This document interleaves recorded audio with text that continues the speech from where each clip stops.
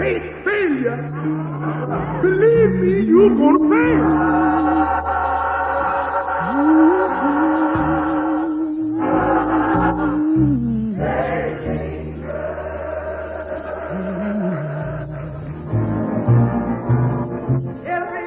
For the generation who were children in the 50s, gospel churches had provided a memorable musical education.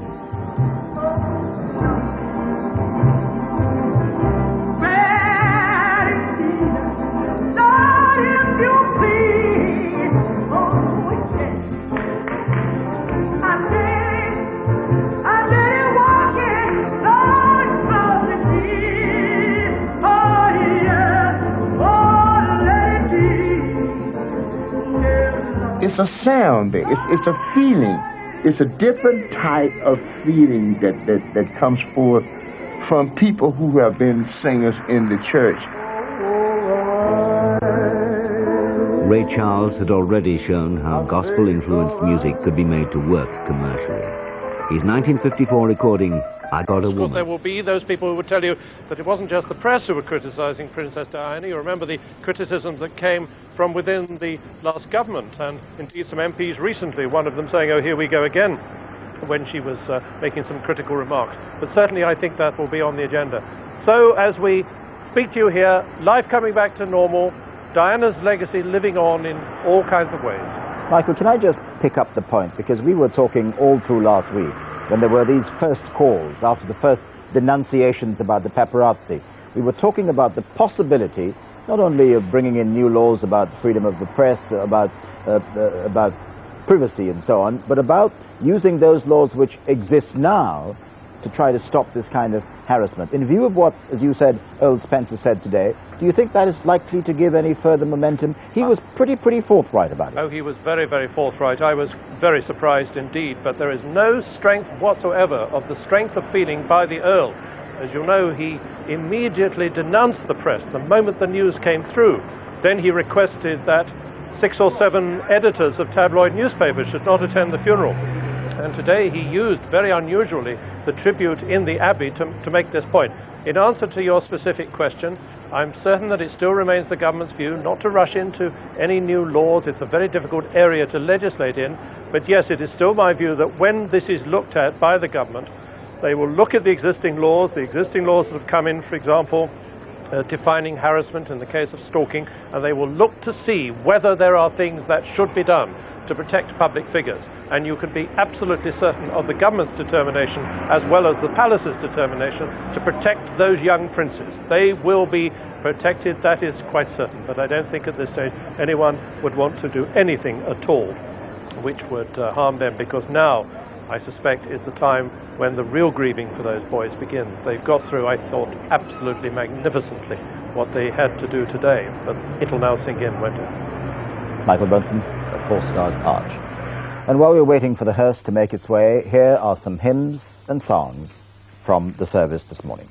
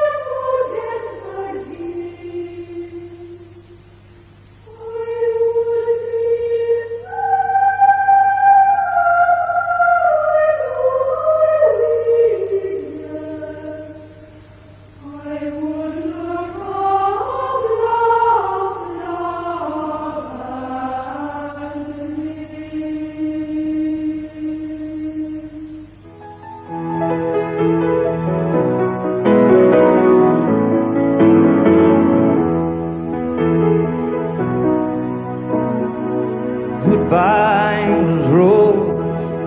May you ever grow in our hearts. You were the grace places where lives were torn apart. Goodbye, this road from a country lost without your soul, who missed the wings of your compassion more than you will ever know.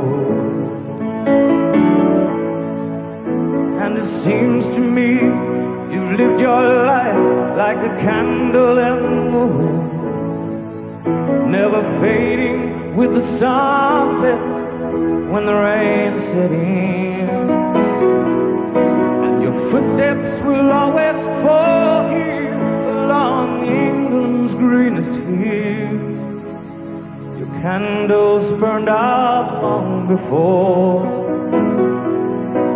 your legend ever will.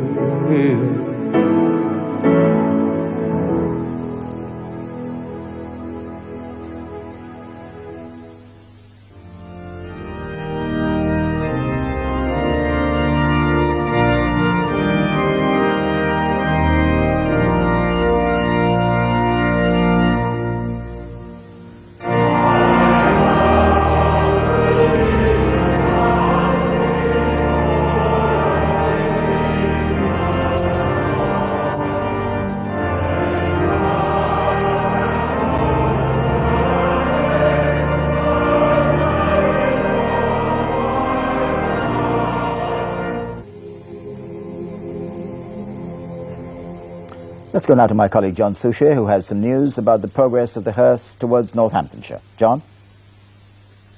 Yes, still on the M1, the northern section of this journey. You can see the traffic, the ordinary traffic behind it, travelling very slowly.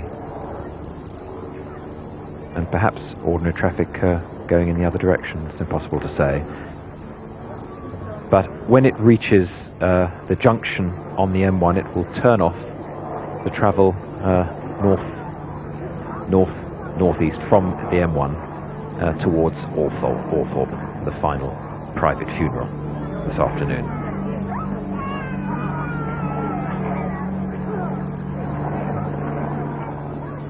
Again, unprecedented scenes. Look, people standing by the side of a motorway and no police trying to clear them. There's no danger, they just want to watch the Princess pass.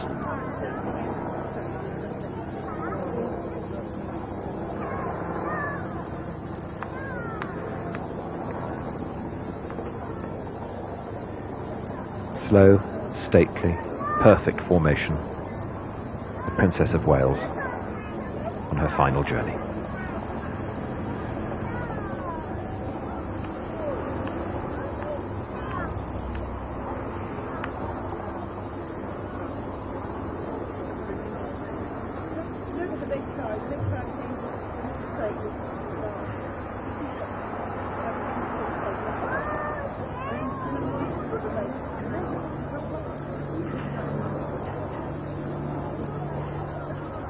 Moment for me to tell you that around the world 2.5 billion people have been watching today's funeral, and radio and television programs the world over, as the crowd surges to the other side of the bridge, have broadcast the Princess's funeral in around 50 languages.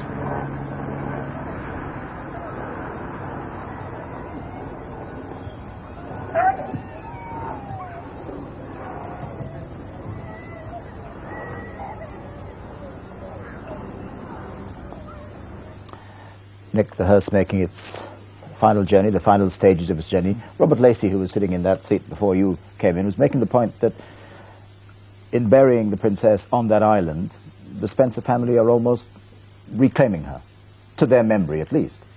Yes, I suppose there's a bit of reclaiming going on both families, really, isn't there? I mean, divorce is always a wretched business for everybody involved, but here is a time for sort of healing wounds. The royal family bringing her back, if you like, that was made very clear by the Queen's broadcast last night, I think, when the hurt that she had said through her spokesman that she'd felt at the way people doubted her grief. She paraded that publicly on air for all of us. And I think I agree with that a bit, though, that the Spencers too have had their say in the end. The end of the story is to be burial in that lovely, lovely place that we've heard about, that lake in the middle, that island in the middle of an ornamental lake. I think that's right as well. So in the end, all these sort of wretched divisions within the family and families and wrangles over all sorts of things, all sorted out eventually in death. But Hugo Vickers made the point earlier that, of course, the Queen today was outstanding in her perception of precisely what needed to be done. I thought the gesture of laying a wreath in the Abbey itself was, as Hugo said earlier, quite unprecedented and really very, very significant. It's almost as if an official in the royal household has been told, go and have a look at all the protocol and let's see what we can junk. Because frankly, practically everything was. They just sort of ticked them, oh, we don't need to do that. Why do we do that? No, we don't need to do that. And why can't Her Majesty do this? Lay a wreath. Oh, she doesn't do that. She didn't do it at Earl Mountbatten's funeral, as you were saying earlier. Let's do it this time. That was the mood. It was the sort of thing the Princess of Wales was brilliant at doing. The unexpected and the thing that no one thought was possible. She did it. Now we see on this day the Queen and everybody doing it. Nick Owen, for the time being, thank you very much. While we're waiting for the hearse to arrive at Althorpe, let's find out a little more about Diana's final resting place. Her brother Lord Spencer said this week it won't be beside her beloved father in the family burial plot in the village churchyard, as we were just saying. Instead, she'll be laid to rest in a tree-covered island in a lake in the grounds of Althorpe Park, as ITN's Richard Lindley now reports. It's like something from a medieval romance. An island surrounded by a beautiful ornamental lake, Diana's last resting place is a magical spot, fit for a legendary princess. This is a part of the Spencer family estate that she particularly loved. Some of the trees around it have been planted by Diana herself, as well as by her two sons, William and Harry. Inside the walls surrounding Althorpe House, they will be able to visit their mother's grave in privacy. All this week, the Spencer family flag has flown at half-mast in mourning for Diana. It's time for the harvest now in this classic English countryside where the Spencers have lived for nearly 500 years, next to the village of Great Brington. 20 generations of Diana's ancestors lie buried in the parish church of St Mary, but no family vault can contain such a dazzling figure as Diana. She went away from this small English village to shine like a star in the greater world beyond. Now the light that illuminated so many people's lives has gone out. But as a handwritten note here in the church puts it, Diana, your light will shine forever in our hearts. All week, people have come to pay their tribute to Diana and lay their flowers at the gates of Althorpe House. Now those flowers have been carefully rearranged to leave the entrance clear for Diana to come home. It seems inevitable that Althorpe House will now become a centre of pilgrimage for people from all round the world who feel that Diana has somehow touched their lives and helped them. The Earl Spencer, Diana's brother, has promised that for a number of weeks every year he will open the park to visitors who want to see where she is buried. And soon now Diana will be here. Soon the princess who led such a hectic, brief and brilliant life will be resting peacefully in this lovely place. It is a unique setting, entirely fit for a princess unlike any other we have known. Richard Lindley, ITN. Throughout the day here in the studio and with our correspondents around the country and around the capital, we've been talking about various aspects of what's happened this morning, but of course the focal point of the day was that service at Westminster Abbey and the celebration of Diana's life. Let's remind ourselves of some of the very moving readings at that service this morning. If I should die and leave you here a while, be not like others, sore undone, who keep long vigil by the silent dust and weep. For my sake, turn again to life and smile, nerving thy heart and trembling hand to do something to comfort other hearts than thine. Complete these dear unfinished tasks of mine, and I, perchance, may therein comfort you. Time, is too slow for those who wait, too swift for those who fear, too long for those who grieve, too short for those who rejoice. But for those who love, time is eternity. When I was a child, I spake as a child, I understood as a child, I thought as a child. But when I became a man, I put away childish things. For now, we see through a glass darkly, but then face to face. Now I know in part, but then shall I know even as also I am known. And now abideth faith, hope, love, these three, but the greatest of these is love. We will all feel cheated, always, that you were taken from us so young, and yet we must learn to be grateful that you came along at all.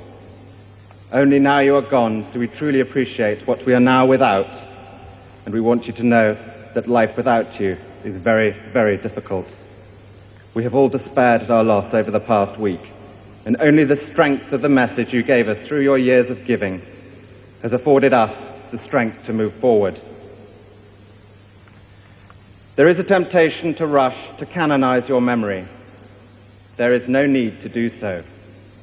You stand tall enough as a human being of unique qualities, not to need to be seen as a saint. Indeed, to sanctify your memory would be to miss out on the very core of your being, your wonderfully mischievous sense of humor with a laugh that bent you double, your joy for life transmitted wherever you took your smile and the sparkle in those unforgettable eyes, your boundless energy which you could barely contain. But your greatest gift was your intuition, and it was a gift you used wisely. This is what underpinned all your other wonderful attributes. And if we look to analyze what it was about you that had such a wide appeal, we find it in your instinctive feel for what was really important in all our lives. Without your God-given sensitivity, we would be immersed in greater ignorance at the anguish of AIDS and HIV sufferers, the plight of the homeless, the isolation of lepers, the random destruction of landmines.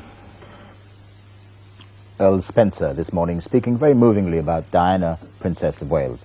Now we are told that in a few minutes we might see pictures of Her Majesty the Queen going back to Balmoral from RAF Norfolk. If we get those pictures, you'll see them. In the meantime, Hugo Vickers and Nicholas Owen are with me again.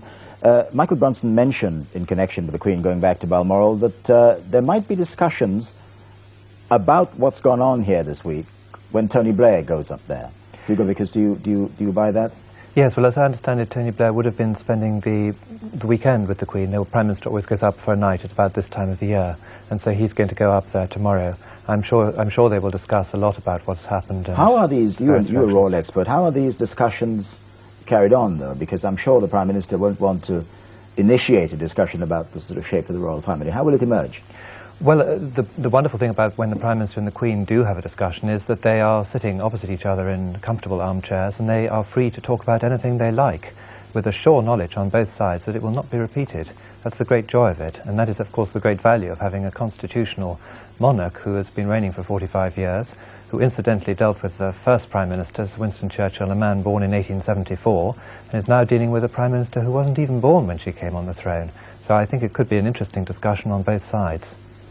Nicholas Owen, the subjects for discussion, I mean, one of the subjects for discussion, of course, we heard in the last few days that these calls between the Prime Minister and Prince Charles were probably responsible for the shape and the form of what we saw today. And that might give a clue as to how these discussions might flow, do you think? Well, I suppose there might be a bit of that. I suppose the Queen might say to Prime Minister in some shape or form, you've been talking to His Royal Highness, she might say my son, and I think she will acknowledge, she'll have to acknowledge that a younger generation is thinking about these things very clearly, and she's an extreme realist, the Queen, absolute realist. She's had many, many years to get used to the idea of things changing. You know, it's often said nothing changes at Buckingham Palace. It isn't so. It usually changes a little bit more slowly than in the course of one tumultuous week, I have to say. And I'm sure people will be sitting there at Balmoral and saying, well, let's just not be too hasty about this, but certainly let this new thinking percolate around. Let the advisors get together. Let's draw up some papers. Let's think sensibly about the next steps. Nicholas, Hugo, thank you very much indeed for the time being. Let's go now to Mark Webster in Hyde Park. Yes, indeed, Trevor. As you can probably see, of the hundreds of thousands of people who were here earlier, they've all now returned home. Nonetheless, when I spoke to them, they were leaving. One of the sentiments that was coming across was how very important this funeral was for them to come to terms with what had happened. And they were saying that exactly what they'd hoped for was an air of harmony after this service, which they hadn't actually seen before, where there were accusations and counter-accusations. Now they felt that harmony had begun to descend. The other thing, Trevor, I know you've been mentioning, is the global appeal of Diana, which we've seen throughout this. So I have with me here two ladies who originate from Ghana in West Africa. Akuya, I know your immediate response was to phone your mother, wasn't it, in Kumasi. What did she have to say? Oh, she was telling me the way they feel, the way they are all grieving for Diana, and she was asking me how we are feeling over here because they couldn't help it at all. And I was telling her, well, we are coping with it. We are trying to get over it, all over it, but we hope to do so. So what was it about Diana for you? What was it that really made that bond special? Well, she was a kind-hearted woman. She treated everyone the same, like going around with her charity work, touching AIDS patients, leprosy and them lot. She was a very kind-hearted woman because she shouldn't have been doing all this, but because she loved everyone, she was going around doing all this work, and that made everybody love her because she's someone like, I don't know if it's like God has sent her to do all these things. Eunice, can I turn to you? I know you originate from Accra. You're having a chance to go around and visiting some of the palaces today. I know you wanted to get in touch, if you like, with the areas that Diana knew so well. That's right. So this morning I started from, I went to the church at Westminster Abbey, and then after the church service I came to the palace, the, how do you call it, Buckingham Palace, and then I follow all the routes. What is it for you, though, about Diana? What is it that was so special? Sorry, if I hand back immediately to Trevor. Thank you, Mark Webster. I think we can see pictures now of the Queen arriving at Norfolk. There she'll take a royal flight to go back to Balmoral. We were talking about what she might discuss there when she sees the Prime Minister, Tony Blair, tomorrow. But there is the Queen's car going up going towards the plane at Northolt. Nick? Trevor, yes, Northolt, that RAF station on the edge of London, hasn't it become a sort of sad focus for so many events? Because that's where the body of Princess Diana came back to when Prince Charles went to Paris to bring Diana back to London. 10 to 7 on Monday evening. Yes, yes indeed. The Queen on her way back to Balmoral. Julie Somerville is at Westminster Abbey, and I believe, Julie, you have with you one of the men who danced with the Princess. Indeed. I'm with the man who danced with the Princess of Wales, Wayne Sleep. Wayne, you were there representing the world of the arts and of dance in particular. What sort of a service was it as far as you're concerned? Well, I think she would have loved it, actually. I was worried that it was going to be too much pomp and circumstance and maybe not enough humanity in there. But when Elton started singing, it seemed to fit hand in hand with the rest of the service. It didn't seem to jar in any way. It was a wonderful moment.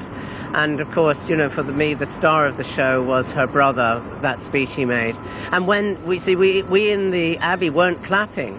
The clapping started outside and we could hear it inside. And that's when it was taken up by the people inside. And I think that's another breakthrough in the red tape that she was so determined to change. So I think she scored another point.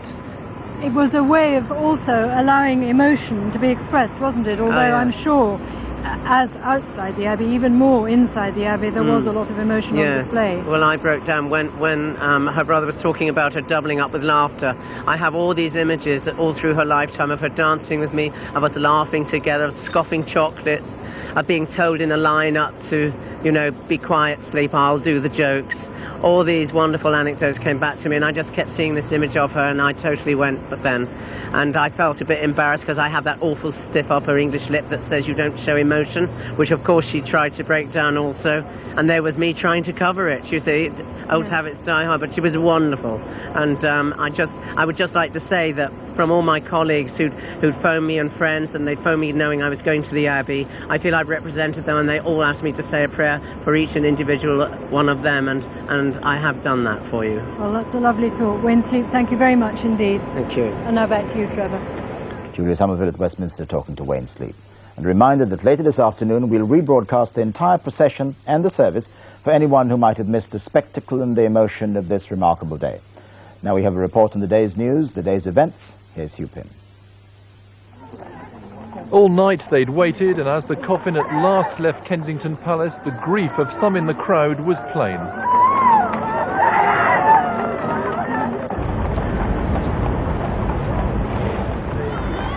The coffin borne on the gun carriage of the Royal Horse Artillery, the bearer party from the Welsh Guards, thousands packing every inch of this extended route. But apart from the sound of the horses' hooves, the procession was watched in almost total silence. At Westminster Abbey, those invited to the funeral were arriving from the world of entertainment: Tom Cruise, Tom Hanks and Steven Spielberg. From the world of politics, Lady Thatcher among former Prime Ministers, and Hillary Clinton.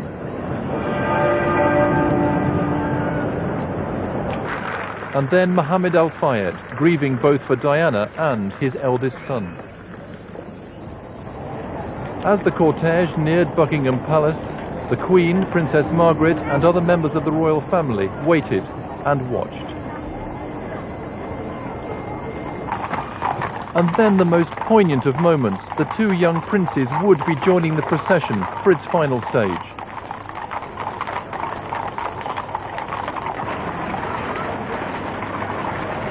Prince William and Prince Harry, their father alongside, with Earl Spencer and the Duke of Edinburgh. More than 500 representatives of Diana's charities processing slowly behind them.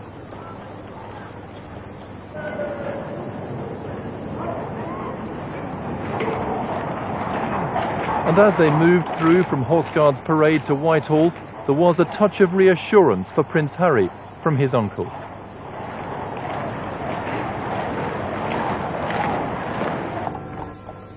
And at last they reached the Abbey, exactly as planned, a few minutes before 11, for this essentially private service, which was to be at the same time a uniquely public occasion.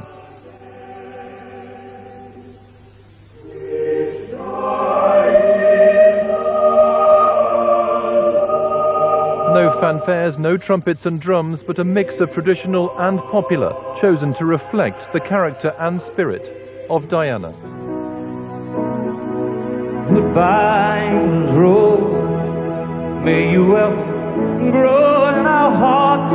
You were the greatest place to set where lives were torn apart. Good vines roll from a country lost without your soul, who missed the wings of your compassion more than you will ever know. And so to the tribute to Diana, Princess of Wales, by the Earl Spencer, with strong words for the media who he said had hounded his sister. Of all the ironies about Diana, perhaps the greatest was this.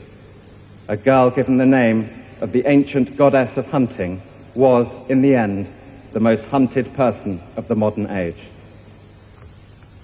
She would want us today to pledge ourselves to protecting her beloved boys, William and Harry, from a similar fate, and I do this here, Diana, on your behalf.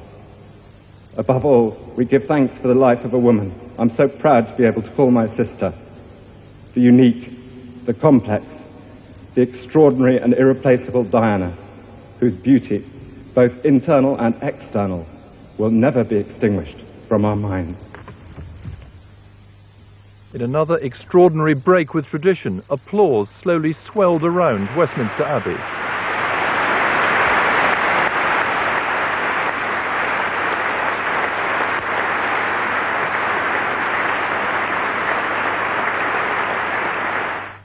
Finally, the minute's silence.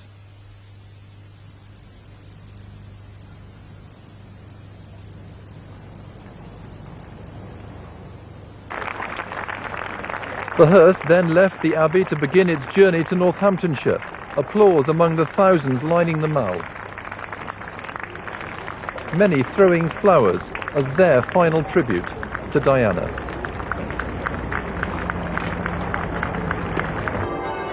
Back at the Abbey, the hundreds of mourners were left to look again at the sea of flowers and tributes. The hearse moving on up its carefully planned route through North London. Ordinary shopping streets where scenes like this would never have been dreamed of. Crowds again, all along the way.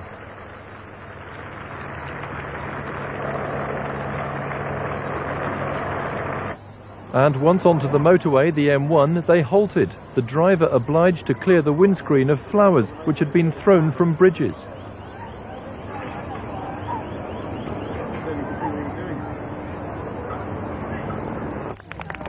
Prince Charles, meanwhile, had arrived in Northampton after travelling by rail from London.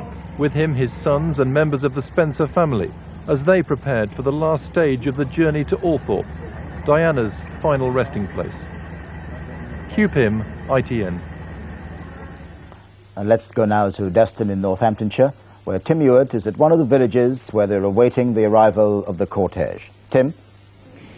Yes, Trevor, I'm in the village of Duston. The Northamptonshire police were told to expect up to 1.5 million people to turn out to line the route in their county, and as you can probably see behind me, I should think that was a pretty reasonable estimate. There are thousands of people here. Not very long ago, this road was completely empty. Everybody was at home watching the funeral on television. But they've turned out young and old, and... OK, I'm sorry, we're going back to you, Trevor. Tim, I'm very sorry to interrupt you in mid-flow, but there we had some pictures of the hearse, I think, having gone off the M1, or no, it's still on the motorway. It's still on the motorway, but just about to go off the motorway now. Nick? I think actually going off the motorway at junction 15A, which will take it up the A45, the 7 miles or so to Althorpe House. And again, the crowds there, we've seen it all day long, lining the route. Extraordinary, Tim Ewart saying that they were expecting up to 1 million people. That seems rather an amazing figure for a set of English country villages. Sure, certainly does. And look, the flowers again, everybody's doing this. This is what I was saying earlier, the blend of the expected and official and the unofficial. Who would have imagined that the car would become a bearer not just of the body of the Princess of Wales, but of all those lovely flowers tossed onto it. Nick, nothing else went on in the country today, did it? Well, I don't think so, Trevor. No, I can't imagine anything else went on. Everybody's been lining the route to watch, and again, applause, in this case perhaps rather poignantly, the Princess of Wales coming home to Northamptonshire. Yes, distinctly off the motorway now, and I think there we can have a little glimpse of the great body of the crowd that Tim Ewart was alluding to. Certainly seems to have thickened in that part of the village.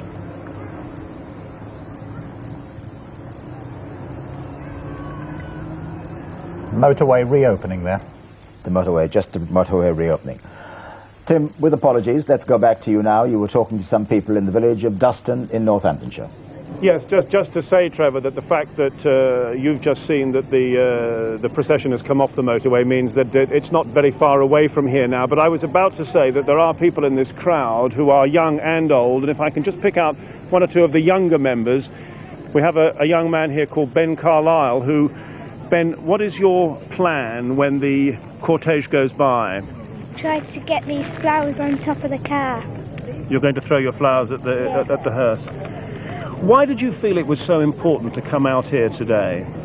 Well, because everybody respects Princess Diana, so I came and got these flowers.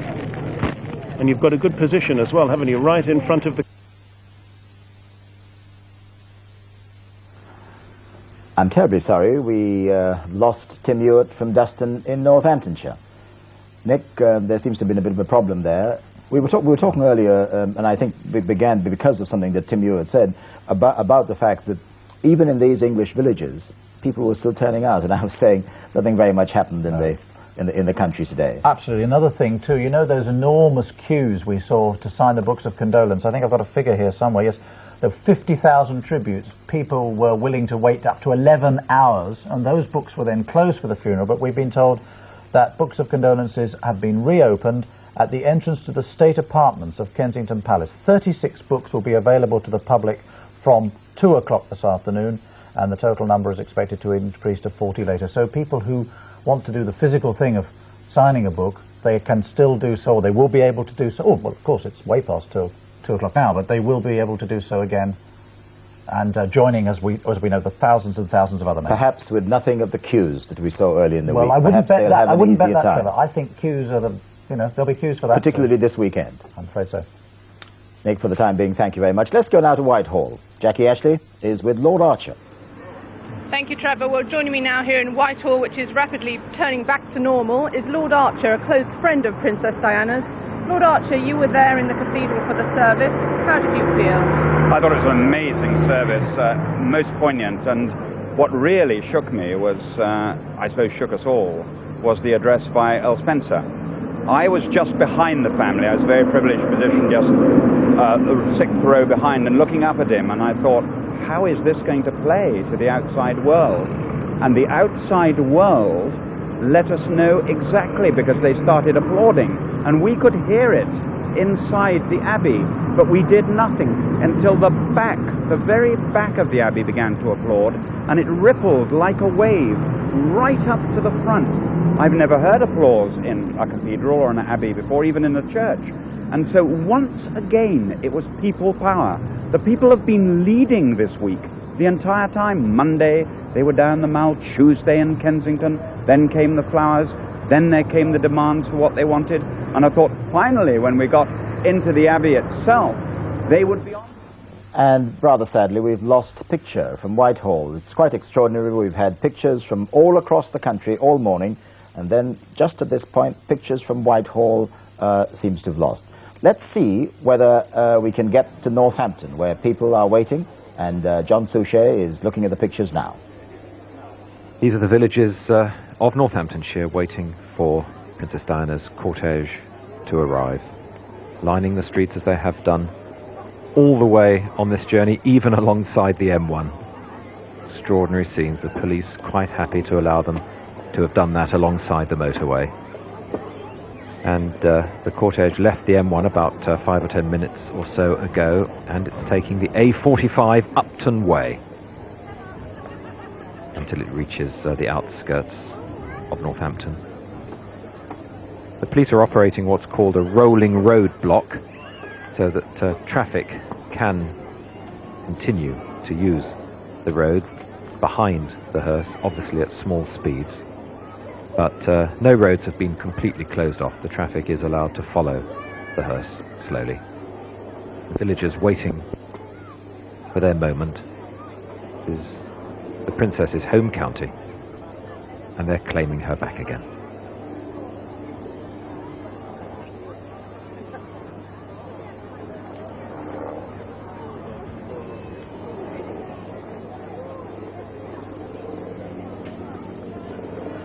Thank you, John Suchet. Nick, we're going to talk to Julia Somerville in a minute, but before that, can you make that point again about the books of condolences you were making earlier, when we had to leave a little hurriedly?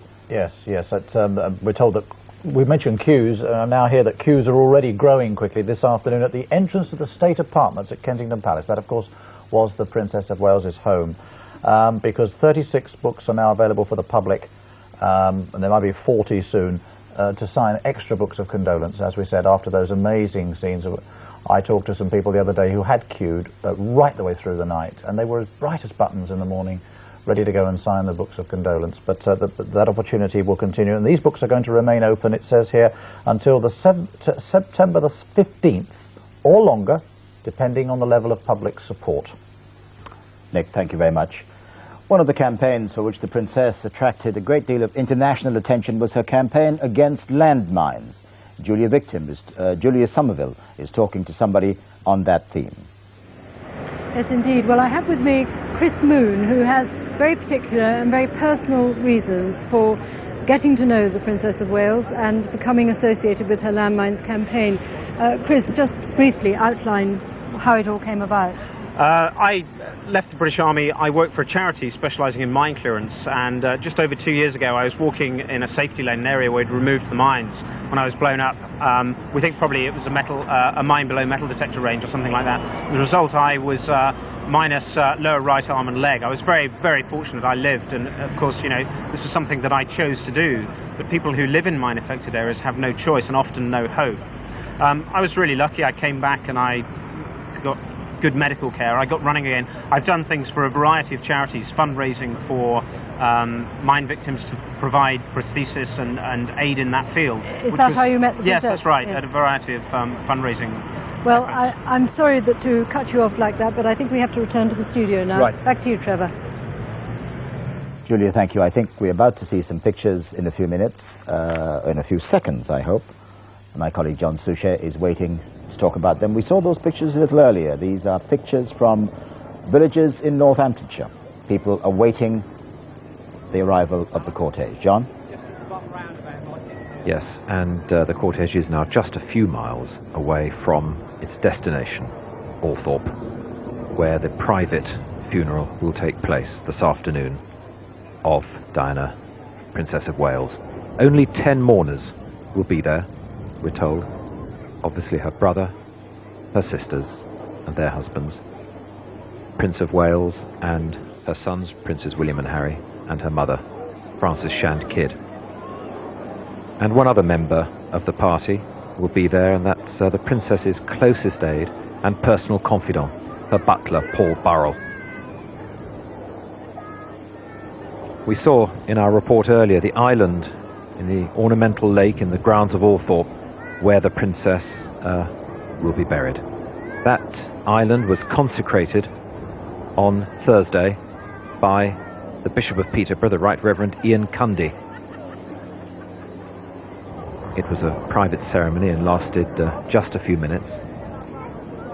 He said a short prayer on the island and then walked to all 4 corners of it, and at each corner he traced the sign of the cross on the ground with his pastoral staff and said, "The blessing of the eternal God be upon this place to sanctify it and keep it holy, through Jesus Christ our Lord. Amen." The ground was thus consecrated, awaiting the arrival of Princess Diana, who comes into view now.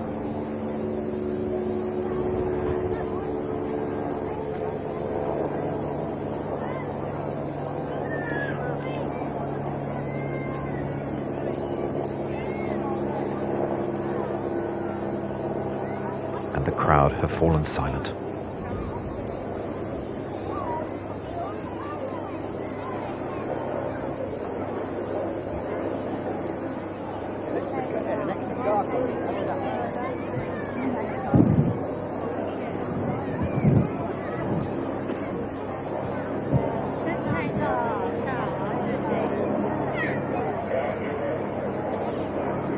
The people of Northamptonshire welcoming home one of their own.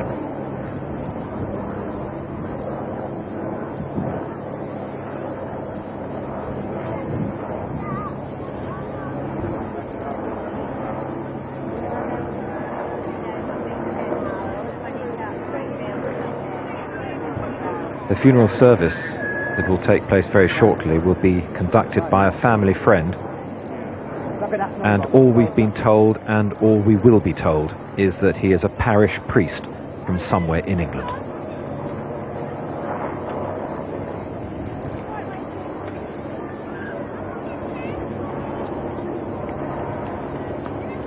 And in the 48 hours since the island was consecrated, a bridge has been built across the lake to the island to allow the bearer party to carry the princess. More applause, more flowers, as happened in London and has happened at every stage on this route.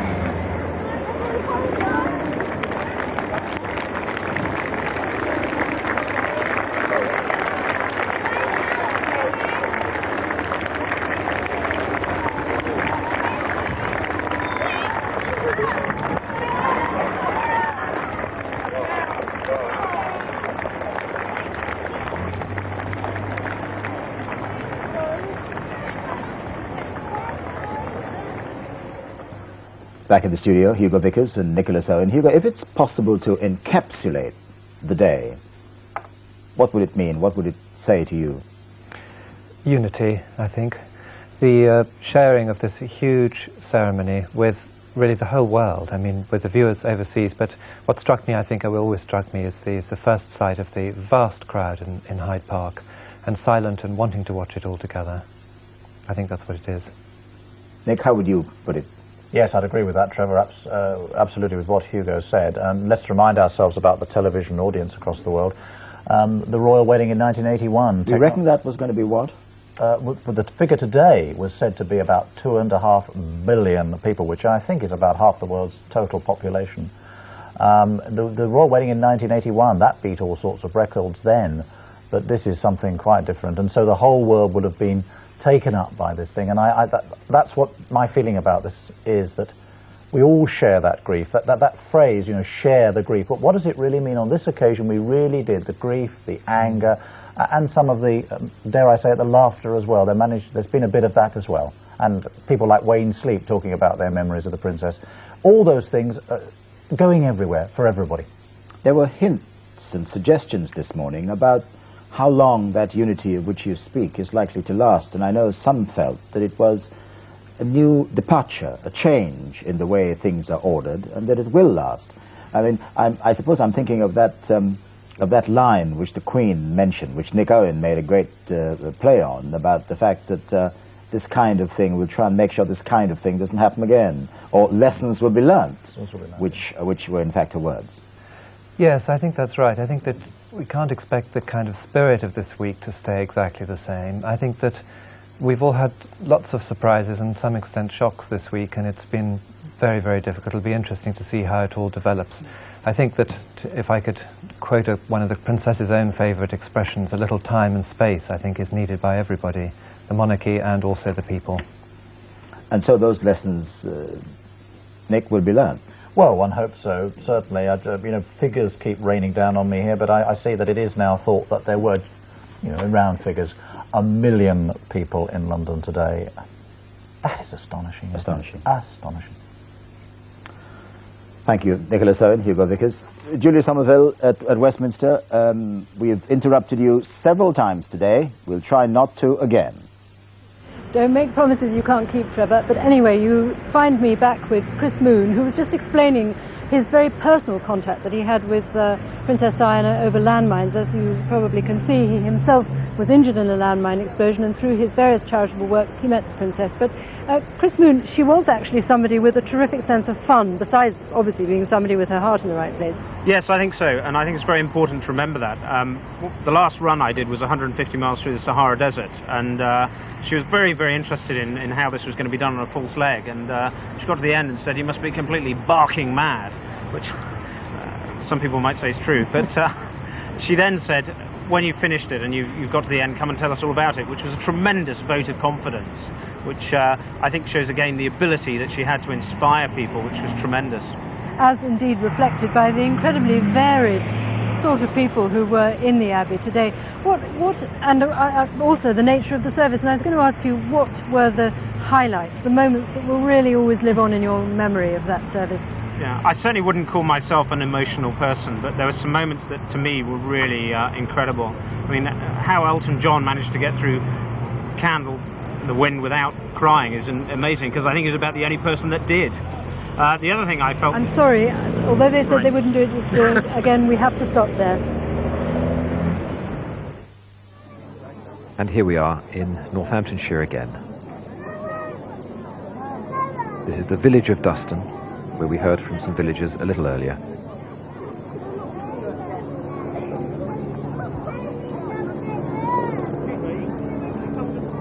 very short distance from Althorpe now. The princess, you'll remember, was to have been buried in the Spencer family chapel in the 13th century church of St Mary the Virgin in the village of Great Brington, which is where 20 generations of her family are buried, including her beloved father.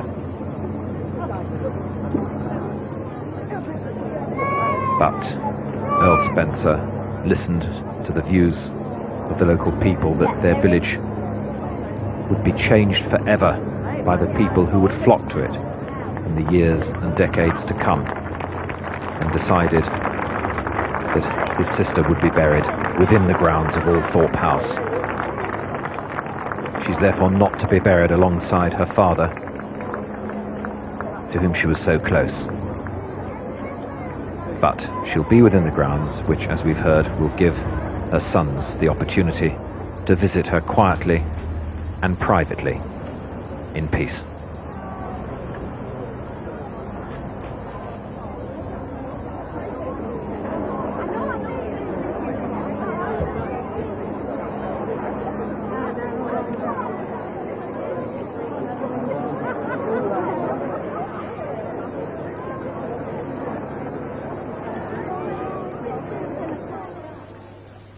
I think those are the end of those pictures for the time being, Nick, but no doubt we'll see them as they actually enter the Althorpe estate a little later. Before that, I believe they'll go through Dustin, or have they gone through that already? Well, you're taxing my knowledge of... I think that was Dustin. That was Dustin. I think that was Dustin. I'm apologies to I was the taxing myself Dustin as well. And then they go through Halston, I think, after that. And then we might see the pictures going through the gates of the Halstons. We were talking about what the week meant, and you talked about unity. We were going on this question about whether we would expect it to transcend the events that we saw, these extraordinary events we've seen over the last 7 days. I'm afraid there is, at the back of my mind, there's the thought that these things catch you up so much of the time, don't they? But I go back to what I was saying earlier when Mr. Blair, the Prime Minister, meets the Queen tomorrow. I'm sure there will be that feeling that something ought to be done. But it's interesting that on this business of the paparazzi, which of course Earl Spencer returned to, he didn't actually use that awful Italian word, but he made clear his feelings again about that. But the government has been very careful to say, through ministers, that they don't want to rush into something in the light of the appalling thing that happened to the princess, and that surely is the correct way. And especially when it comes to an institution like the monarchy, I mean, I think, personally, that you tinker with it at your peril, you know, and if you rush in, then you can do all sorts of damage. So I think there will be a period of reflection, and changes may come, but it might take a very long time. Hugo, because Earl Spencer also said, and this was interesting, he said, we're going to make sure this never happens to the two young princes. How are they going to do that? Well, I don't know. I think that there's an enormous amount of sympathy for, and indeed respect for the two young princes, and that should last for quite a long time. I think that they will probably be better protected than their mother by the light of the fact that they are their princes. The pictures we see on our screens now tell us that the cortege is moving through Halston village. John Shusay is looking at them. And we'll stay now with the princess's cortege until it enters the gates of Althorpe House. Festooned in flowers still. Extraordinary scenes. Villagers lining the streets. As I said earlier, the people of Northamptonshire welcoming one of their own back home. And one thinks now of Princes William and Harry and the future for them. Prince Harry is due to begin his final year at Ludgrove Prep School in Berkshire, and he'll then probably join his brother at Eton, so that he will give his support to William, the heir to the throne. William's been given a week's compassionate leave for his mother's funeral.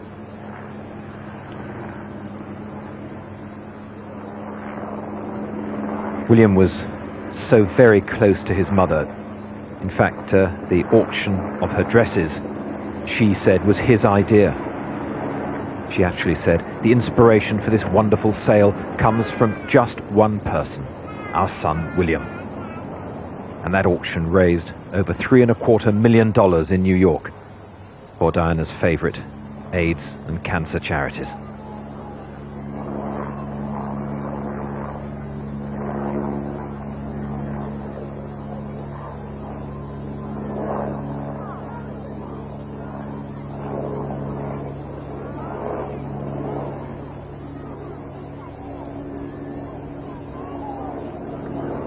and still the flowers cascade onto the cars from the crowd.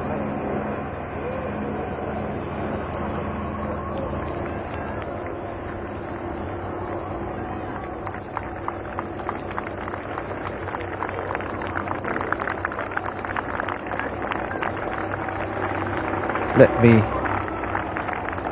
read to you some of the words from some of the bouquets that were left at the London palaces. To live in the hearts of those you leave behind is not to die. From prisoners in Dartmoor.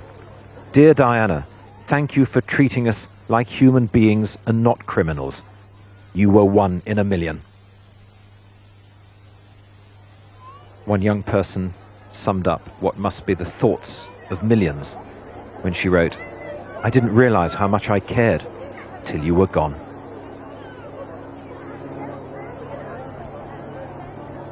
And another echoed that with these words. It is sad that you had to die, Diana, for us to realize how much you were loved. There are the gates of Althorpe, lined with flowers which have been cleared from across the entrance so the hearse can enter. You've gone from sight but not from memory, another card said, and an American tourist left this note. Thank you for bringing heaven and earth closer together.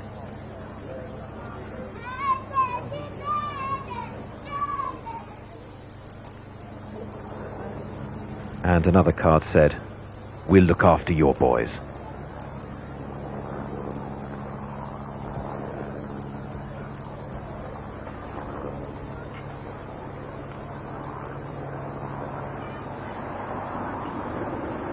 The Northampton countryside surrounding Althorpe House. Pure English sea.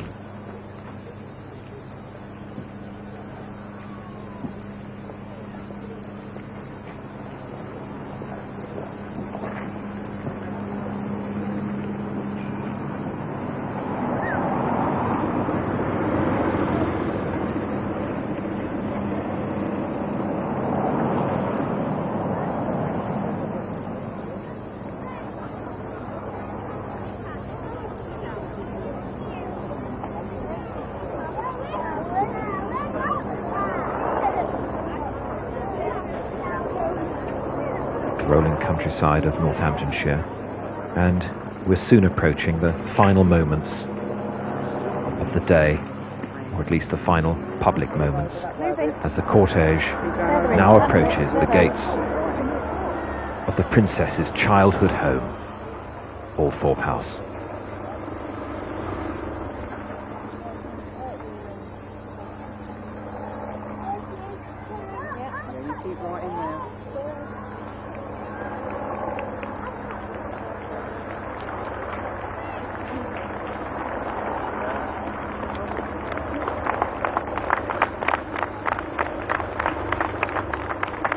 And this is our chance, and the chance of millions across the world,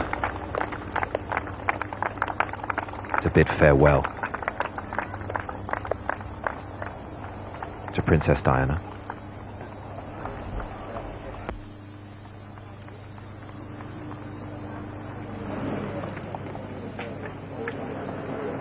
In all the thousands and thousands of words we've read or heard in the last week, none have struck me with more force than the comment by a former housekeeper at Althorpe. She said, Diana was just an ordinary, shy little girl. And perhaps that's what lies behind the extraordinary outpouring of grief. An ordinary, shy little girl can surely touch ordinary people's hearts far more easily than any person can, however grand. Goodbye, England's Rose.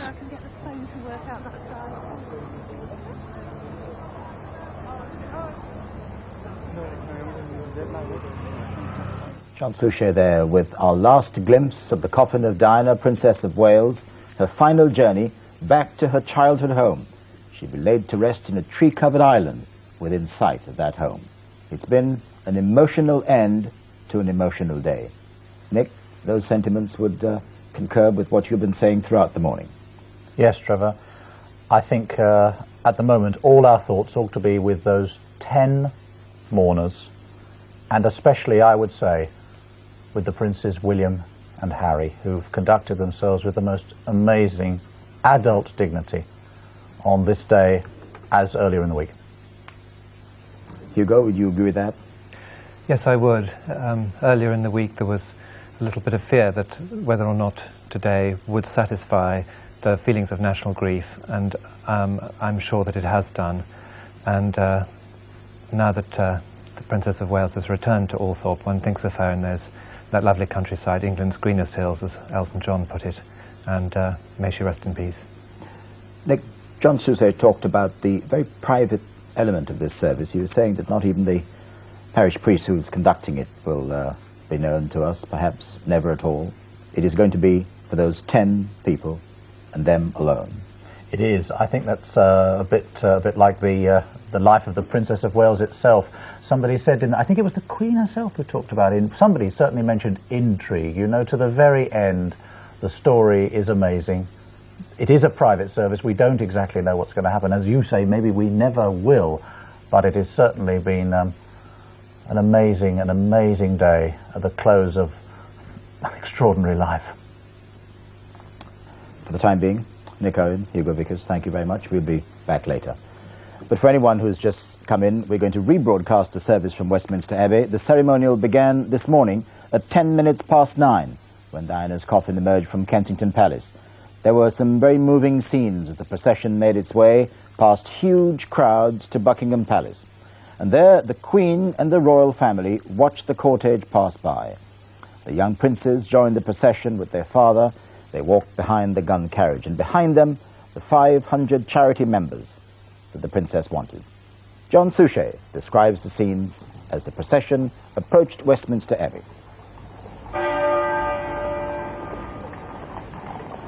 That's the view across Parliament Square to Whitehall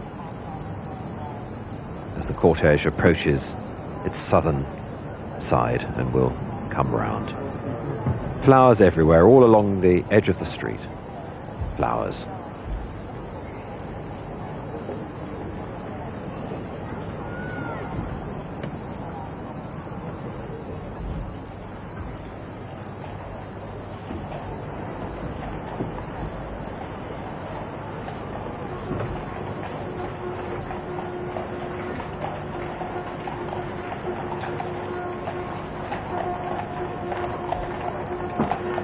Wheeling around now, of course, in front of the Houses of Parliament.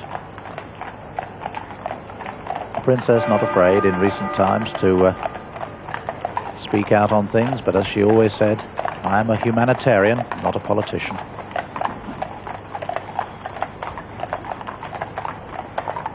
And so the cortege draws close to Westminster Abbey for the service due to begin in just about 7 minutes' time.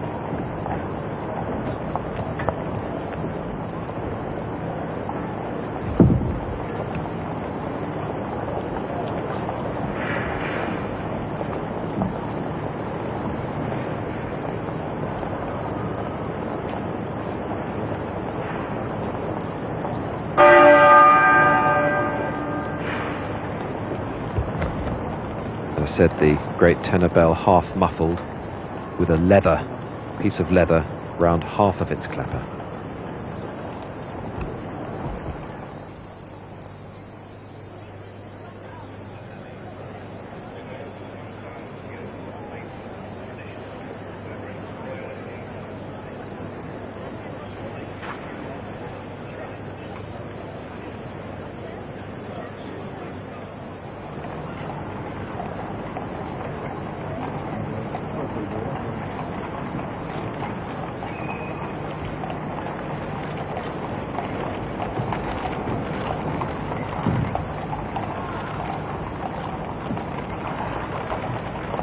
Those soldiers in their bearskins will shortly perform the most difficult task of their lives.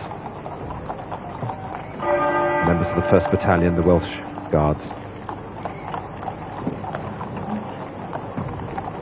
will bear the coffin into the Abbey.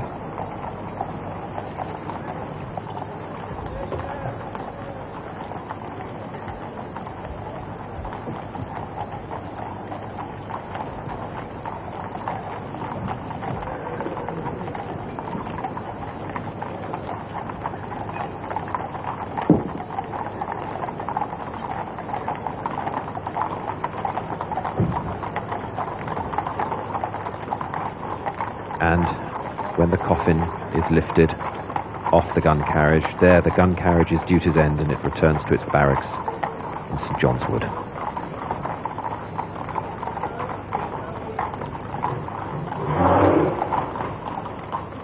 And the horses who behaved immaculately.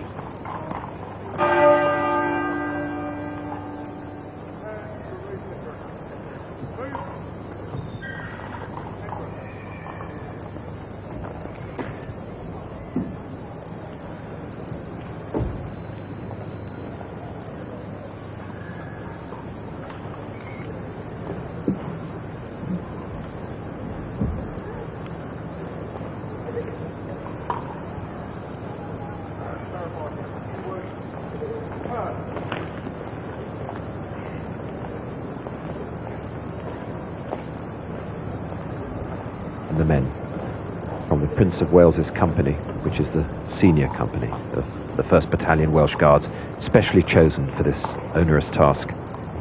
They're all over 6 foot tall, all of a similar height, and they've rehearsed this manoeuvre since they came together on Tuesday of this week.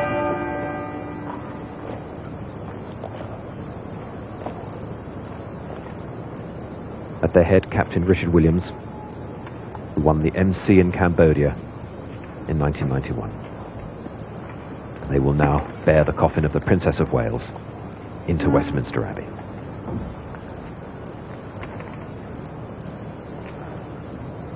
The coffin lined with lead, so heavy, and the eyes of the world are on these men.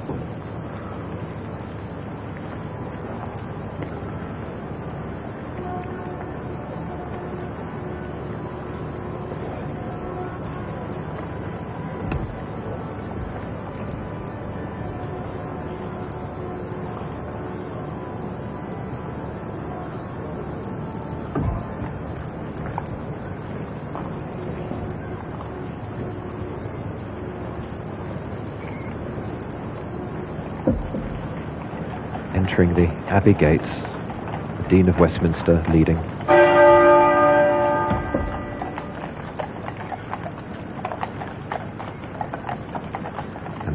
mourners behind.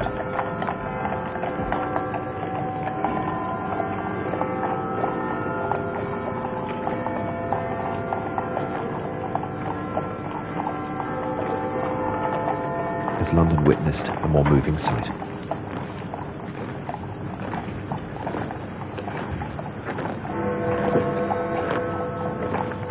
In the background, Big Ben strikes 11.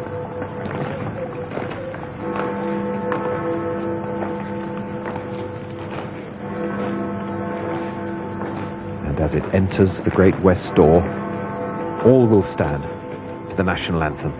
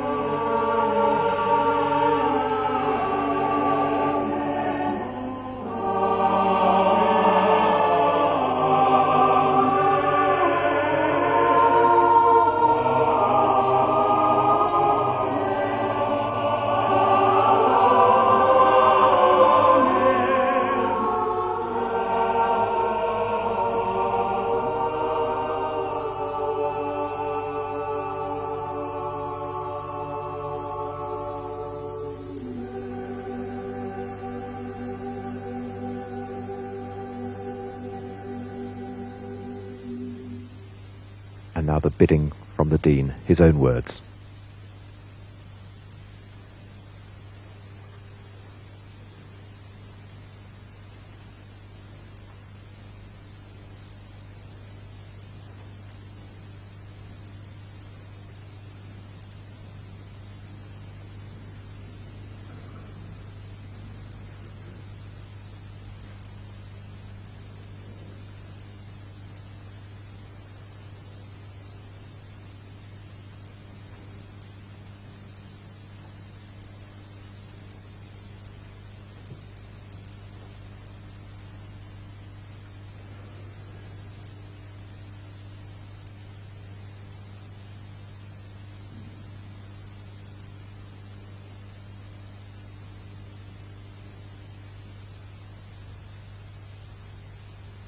We are gathered here in Westminster Abbey to give thanks for the life of Diana, Princess of Wales, to commend her soul to Almighty God, and to seek his comfort for all who mourn. We particularly pray for God's restoring peace and loving presence with her children, the Princes William and Harry, and all her family.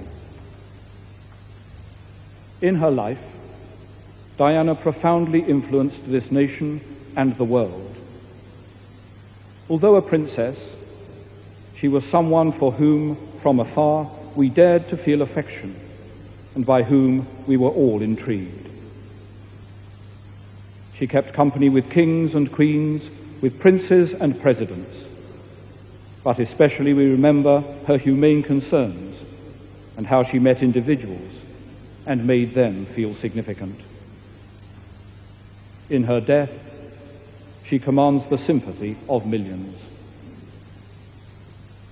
Whatever our beliefs and faith, let us with thanksgiving remember her life and enjoyment of it. Let us rededicate to God the work of those many charities that she supported. Let us commit ourselves anew to caring for others. And let us offer to him and for his service our own mortality and vulnerability.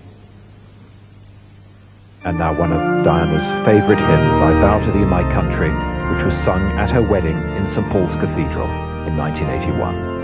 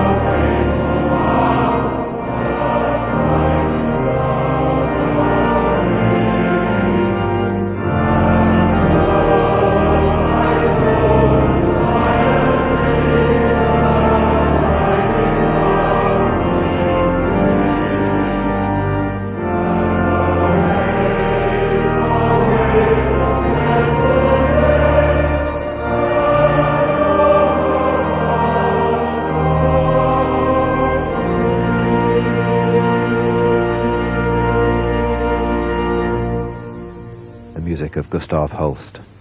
Lady Sarah McCorquodale, the eldest of the Spencer sisters, now reads a poem specially chosen for Diana.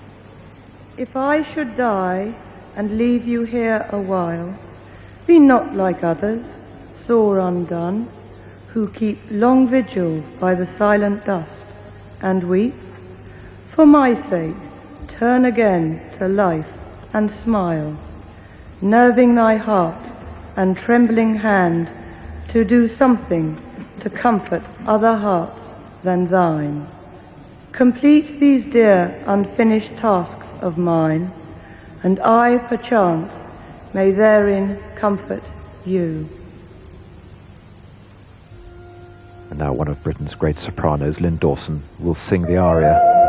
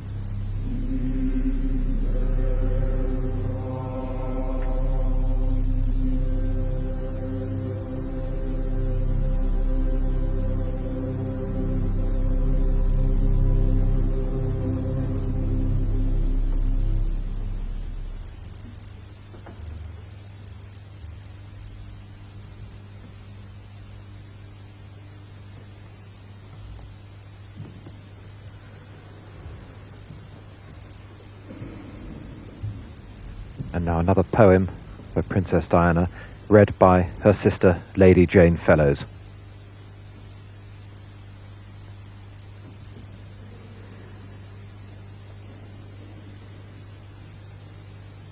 Time is too slow for those who wait, too swift for those who fear, too long for those who grieve, too short for those who rejoice. But for those who love, time is eternity.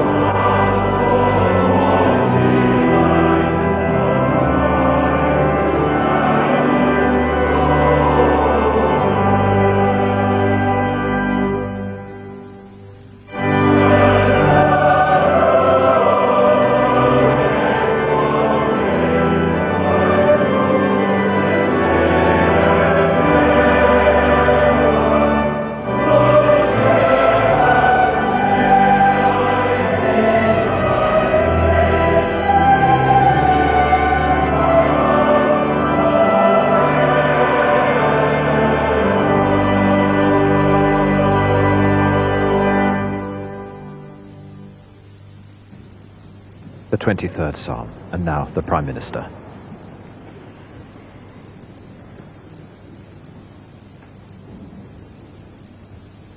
Though I speak with the tongues of men and of angels, and have not love, I am become as sounding brass or a tinkling cymbal. And though I have the gift of prophecy, and understand all mysteries and all knowledge, and though I have all faith so that I could remove mountains, and have not love, I am nothing.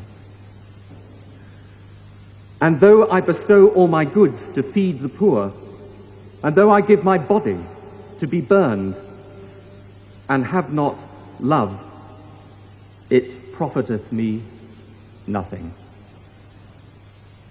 Love suffereth long, and is kind.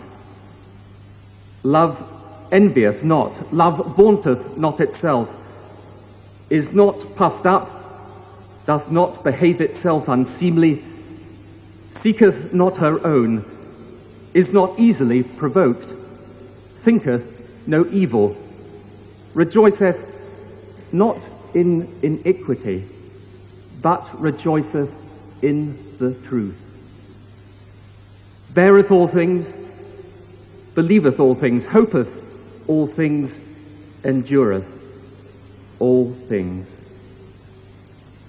Love never faileth. But whether there be prophecies, they shall fail. Whether there be tongues, they shall cease. Whether there be knowledge, it shall vanish away. For we know in part, and we prophesy in part. But when that which is perfect is come, then that which is in part shall be done away.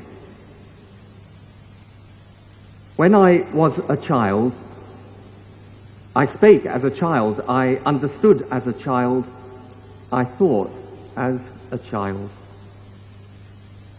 But when I became a man, I put away childish things. For now we see through a glass darkly, but then face to face. Now I know in part, but then shall I know even as also I am known.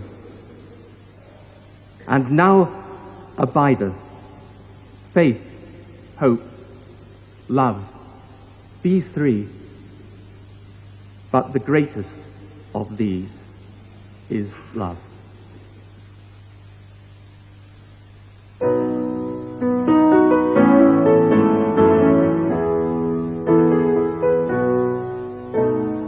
Goodbye, England's rose. May you ever grow in our hearts. You are the grace that placed yourself where lives were torn apart.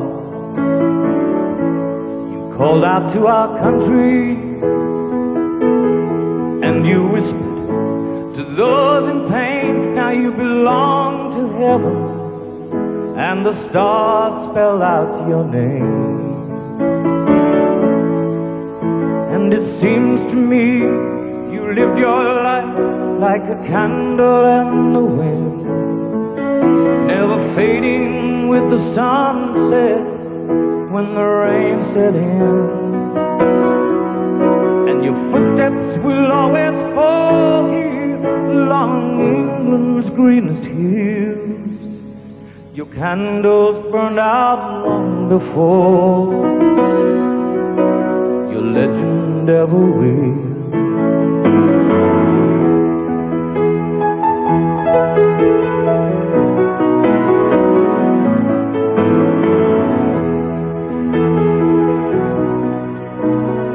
Loveliness we've lost, those empty days without your smile. This torch we'll always carry for our nation's golden child. Even though we try us to tears. All our words cannot express the joy you brought us through the years. And it seems to me you've lived your life like a candle in the wind, never fading with the sunset when the rain set in. And your footsteps will always follow you along England's greenest hills. The candles burned out long before, your legend ever will.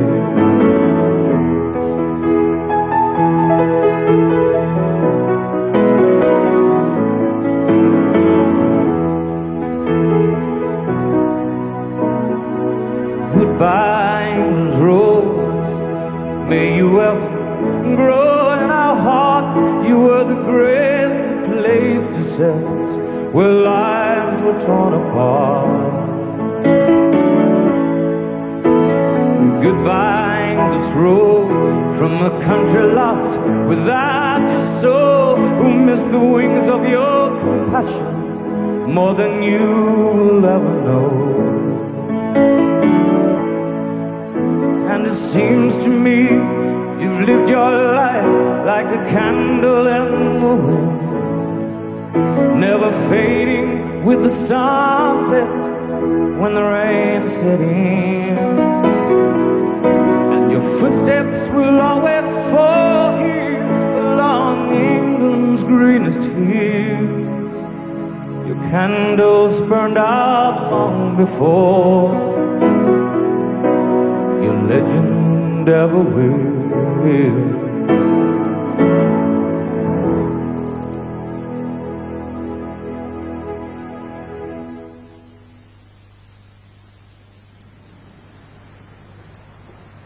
A tribute now from Earl Spencer.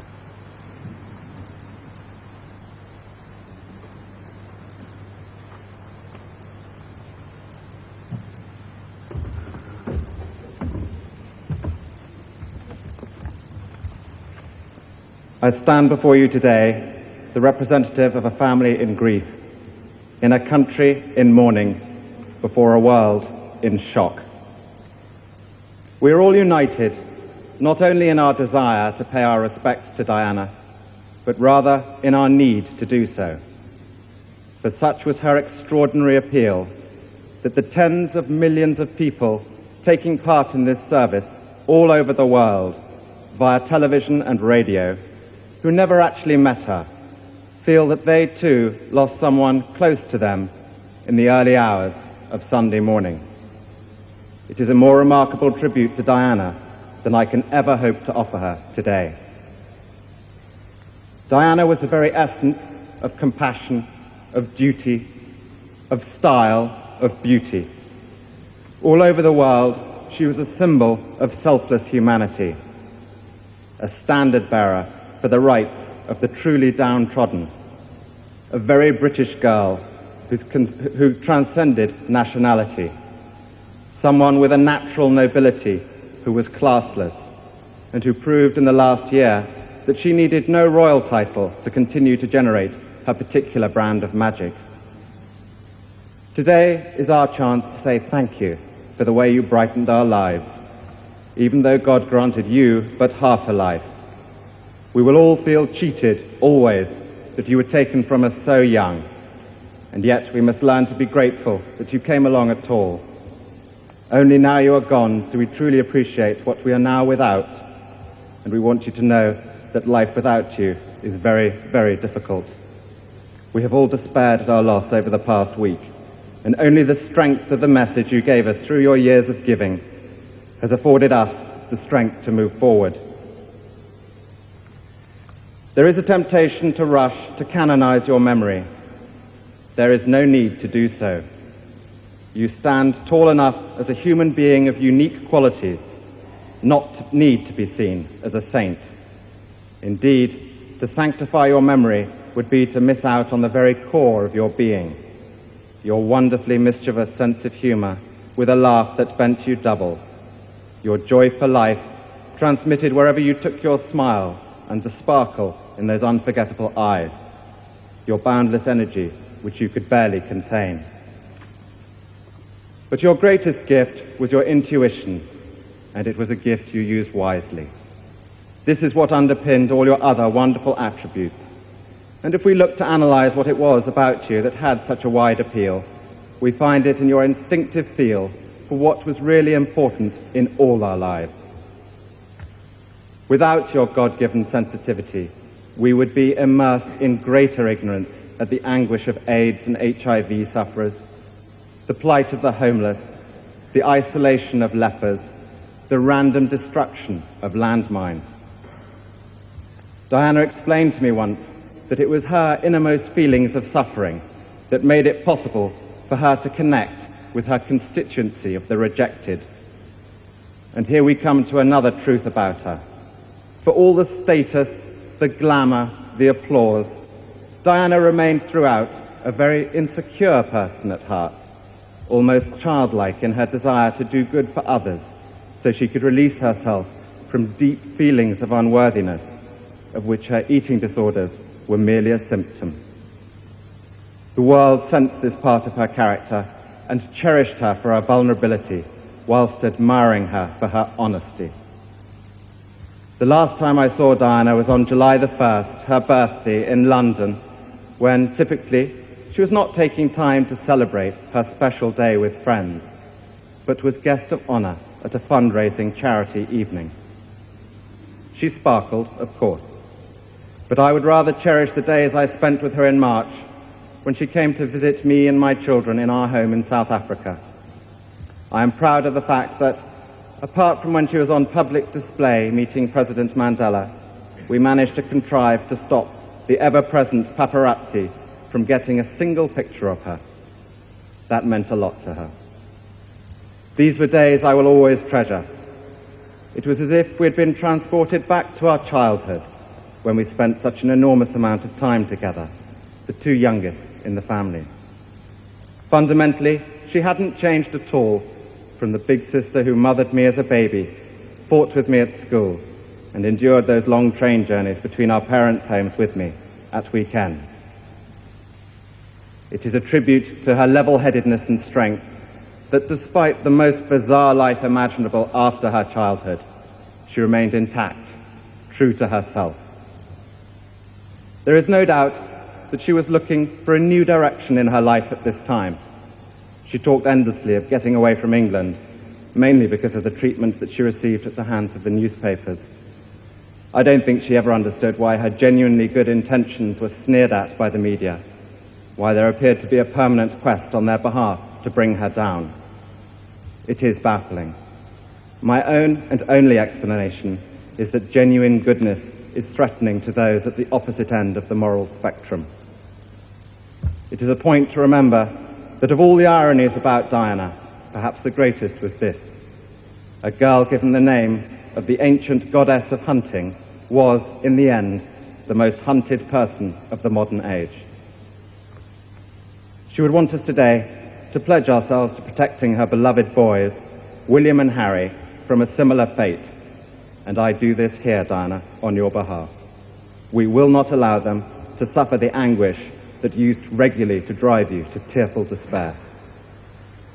And beyond that, on behalf of your mother and sisters, I pledge that we, your blood family, will do all we can to continue the imaginative and loving way in which you are steering these two exceptional young men, so that their souls are not simply immersed by duty and tradition, but can sing openly as you planned. We fully respect the heritage into which they have both been born, and will always respect and encourage them in their royal role. But we, like you, recognize the need for them to experience as many different aspects of life as possible, to arm them spiritually and emotionally for the years ahead. I know you would have expected nothing less from us. William and Harry, we all care desperately for you today. We're all chewed up with sadness at the loss of a woman who wasn't even our mother. How great your suffering is, we cannot even imagine. I would like to end by thanking God for the small mercies he's shown us at this dreadful time. for taking Diana at her most beautiful and radiant, and when she had joy in her private life. Above all, we give thanks for the life of a woman I'm so proud to be able to call my sister, the unique, the complex, the extraordinary and irreplaceable Diana, whose beauty, both internal and external, will never be extinguished from our minds.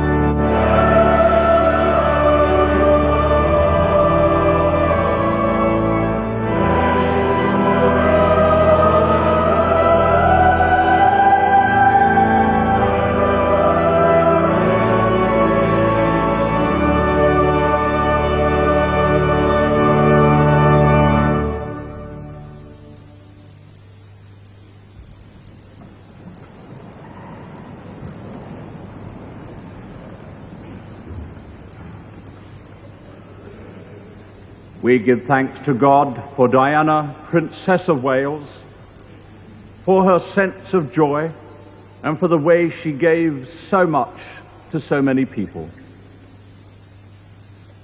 Lord, we thank you for Diana, whose life touched us all, and for all those memories of her that we treasure.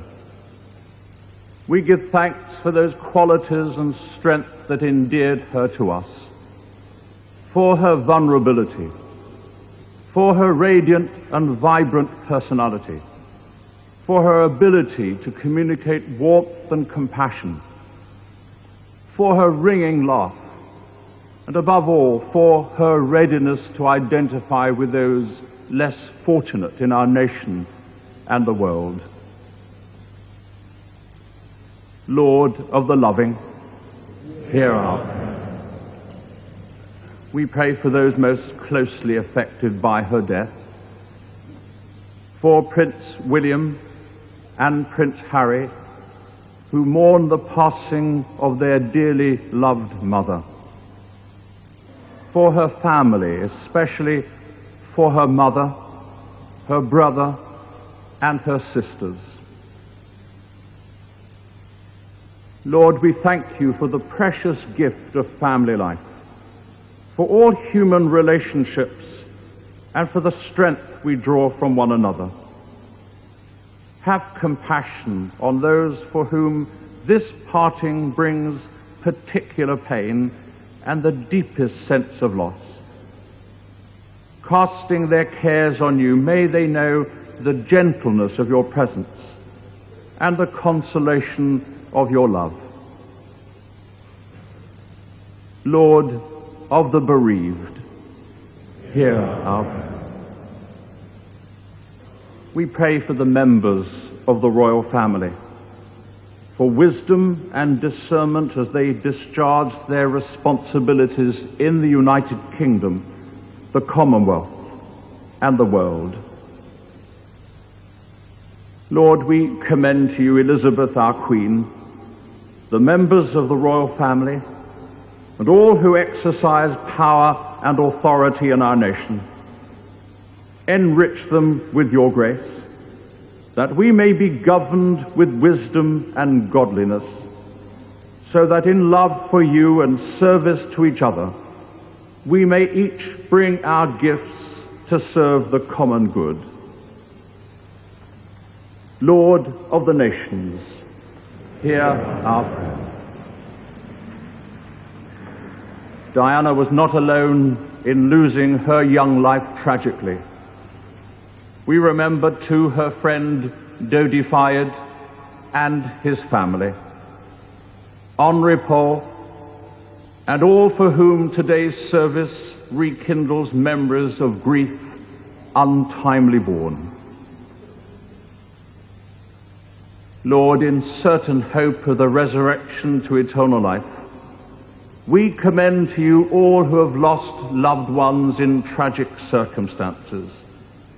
Give them comfort, renew their faith, and strengthen them in the weeks and months ahead. Lord of the broken-hearted, hear our prayer. The Princess will be especially missed by the many charities with which she identified herself. We recall those precious images,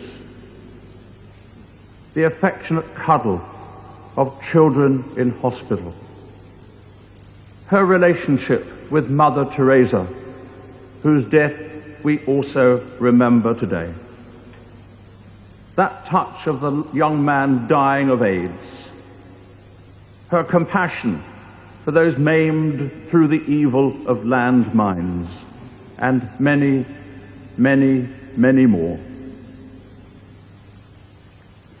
Lord, we pray for all who are weak, poor, and powerless in this country and throughout the world. The sick, among them Trevor Rees-Jones, the maimed, and all whose lives are damaged. We thank you for the way that Diana became a beacon of hope and a source of strength for so many. We commend to you all those charities that she supported. Strengthen the resolve of those who work for them to continue the good work begun with her. Lord of the suffering, hear our prayer. And now abideth faith, hope, love, these three. But the greatest of these is love. As we reflect on the princess's compassion for others. We pray that we too may be inspired to serve as she served. Lord, we thank you for Diana's commitment to others. Give us the same compassion and commitment. Give us a steadfast heart, which no unworthy thought can drag down, an unconquered heart, which no tribulation can wear out, an upright heart, which no unworthy purpose can tempt aside. Grant us, O Lord, understanding to know you, diligence to seek you, wisdom to find you, and a faithfulness that may bring us to your eternal kingdom. Lord of the compassionate, hear our prayer.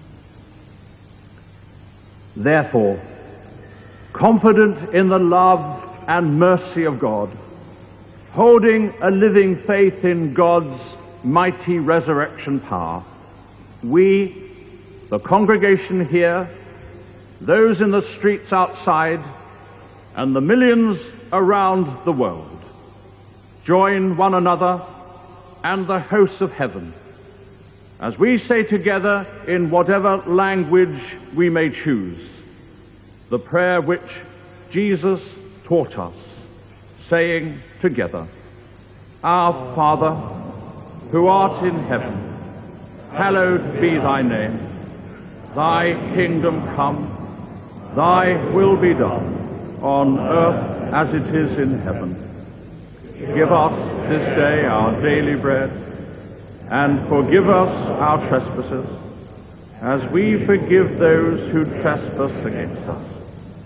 And lead us not into temptation, but deliver us from evil. For thine is the kingdom, the power, and the glory, forever and ever. Amen.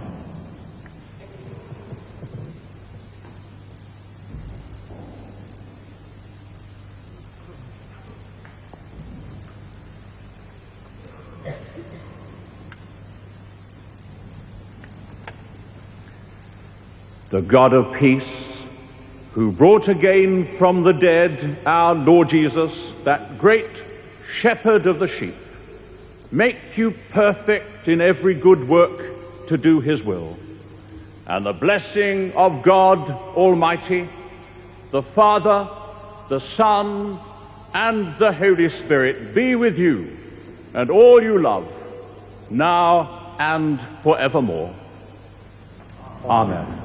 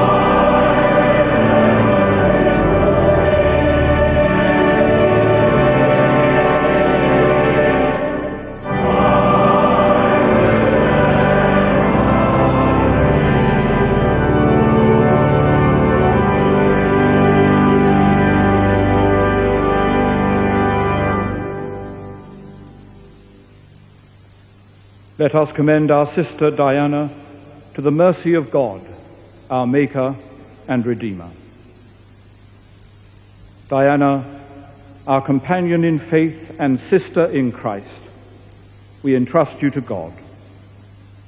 Go forth from this world in the love of the Father who created you, in the mercy of Jesus Christ who died for you, in the power of the Holy Spirit who strengthens you.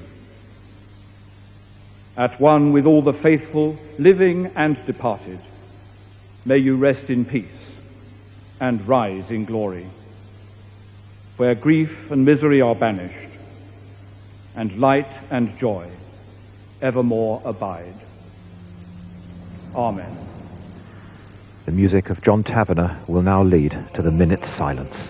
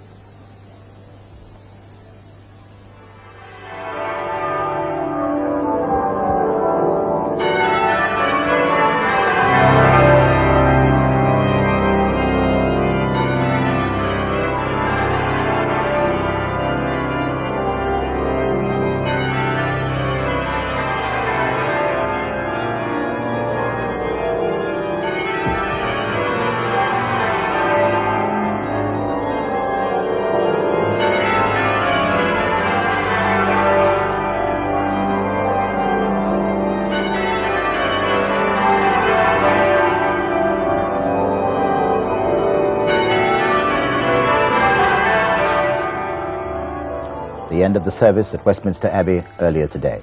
It was a service without parallel, the end of a day without parallel. With me still, our royal correspondent Nicholas Owen. We were promised, Nick, a unique funeral, and that's exactly what we got. Oh yes, everybody must have been deeply moved. The tone was so right, Trevor, from absolutely everybody, from young children delightedly tossing flowers onto the hearse on that final journey, to the thousands upon thousands on the streets crying and applauding, to the Princes William and Harry walking behind the coffin along with their father, Prince Charles, their uncle Spencer and the Duke of Edinburgh. It was a fantastic combination of the expected and the unexpected. Over the last week, we've been trying to get the measure of just who this woman, Diana, Princess of Wales, was. Today, in a more formal setting, others had the chance. Yes, on Wednesday, I went to see the Very Reverend Dr. Wesley Carr. He was the man who conducted today's service, and he showed me the words of his bidding, his address to the service. And I said to him, did you write those? I mean, did anybody tell you what to do? Did you consult anybody about them? No, he said, these are my own words. And in part he said, although a princess, she, Diana, was somebody for whom, from afar, we dared to feel affection and by whom we were all intrigued. Oh yes, we were all intrigued. Nicholas Owen, thank you very much indeed. We're now nearing the end of our program. Just a reminder that I'll be back with a news program at 6 o'clock. Then at 9, I'll be presenting a special hour-long program, reflecting and reporting on the events of this momentous day. But now, as the formal grieving draws to a close at Althorpe, there'll be private thoughts and private tears shared by Diana's family. In a moving and forthright address to the congregation and to the world, her brother Earl Spencer promised to honor Diana's memory by protecting her sons, her beloved boys. His words summed up the mood of the country over the last week. She had, he said, a natural nobility. She needed no royal title to generate her particular brand of magic. She was unique, complex, extraordinary, and irreplaceable. And we leave you now with more words from the service and lyrics and music of Elton John's specially revised version of Candle in the Wind. After that, we shall leave on your screens for a minute the pictures of the island in Althorpe Park, which will be the final resting place of Diana, Princess of Wales. A minute for your own reflections at the end of this emotional day. Until later today, from all of us here at ITN, goodbye. Loveliness we've lost, those empty days without your smile, this torch we'll always carry for our nation's golden child. Even though we try, the truth brings us to tears. All our words cannot express the joy you brought us through the years. And it seems to me you've lived your life like a candle in the wind, never fading with the sunset when the rain set in. And your footsteps will always fall here along England's greenest hills. The candles burned out long before your legend ever will.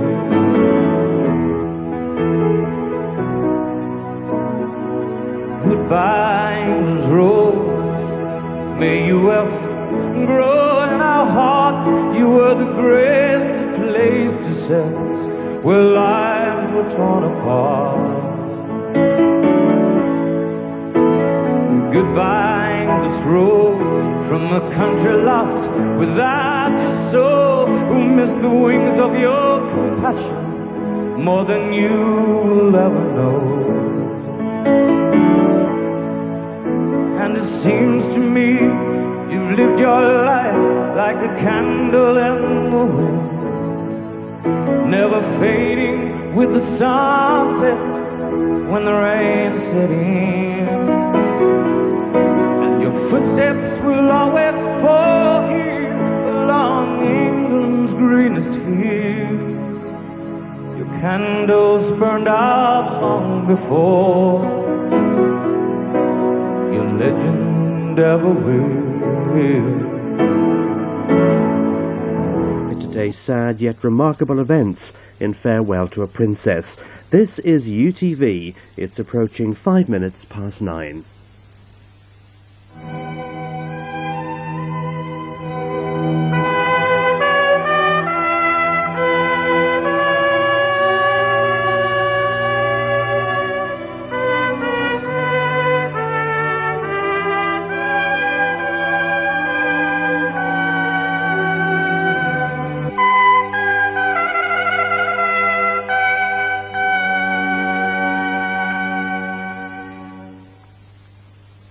Good evening. The people have said farewell to Diana, Princess of Wales, on an unforgettable day of choking emotion and ceremony. 2 million people stood and watched as her coffin was taken in silence through the streets of London, first to Westminster Abbey and then north to the Spencer family estate for a private burial. The service at the Abbey was as unique as Diana was herself. Among the traditional hymns and prayers, Elton John sang Candle in the Wind. And Diana's brother, Earl Spencer, paid tribute to her in a moving and forthright address. He praised her beauty and called her a symbol of selfless humanity.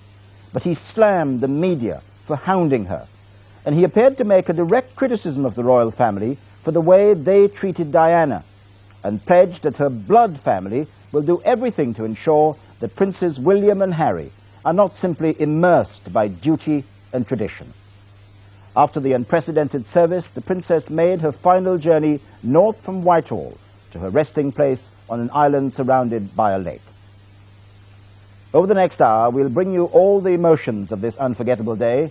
We begin right back in the early hours of the morning, as dawn broke to light up a clear blue sky.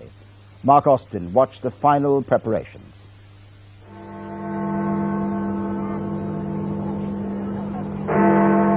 The entire world knew for whom the bells of London were sounding, and at the dawn of a day that's come cruelly soon, a nation awoke with a heavy heart.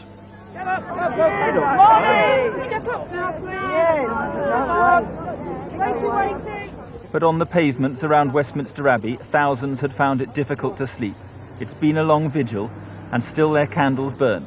But now came the time for thought, as they contemplated the next few hours on this day of sadness. At the beginning, the mood was light, it was jolly, and over, the last couple of hours, it's really changed dramatically. In what way? Everyone is just so struck with grief. Well, it's now just after 6 o'clock in the morning, and we're outside the main entrance of Westminster Abbey, and these are the people who have been here for up to 48 hours. All kinds of people, young, old, all united in their determination to say a personal farewell to the Princess of Wales. Meanwhile, thousands more were pouring into London, to the coach and to the train stations, and into Hyde Park, where the funeral would be relayed on giant screens. Many had waited all night here too. And along the route they were making the last preparations for a princess. It was time for the final touches to the final tributes. We're just ready, really. I mean, ready to see her come. We've been waiting and just looking, well, not looking forward, but we're here to show her that we love her, to show that she's the people's princess. I was talking to a family outside the House of Parliament, come down from Newcastle on the train, and they were just determined to come. Outside Westminster Abbey, one of the clergymen due to officiate at the funeral service spoke with some of those who had gathered. The scenes, he said, were extraordinary. Brits are usually not very good at this sort of thing, and suddenly the heart factor, as opposed to the head, has dominated everything.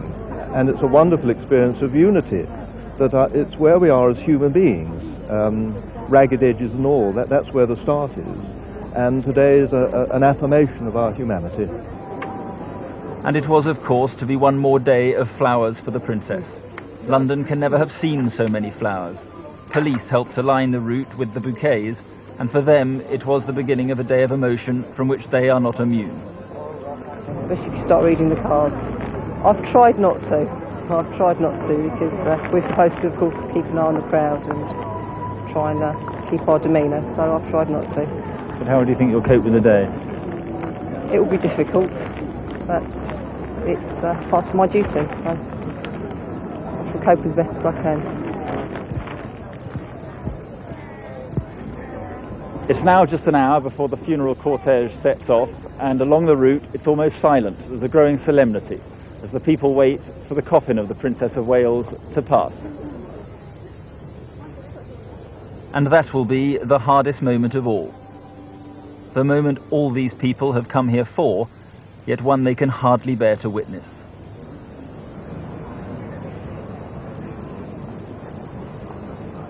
I bet you won't hear a pin drop when it goes by.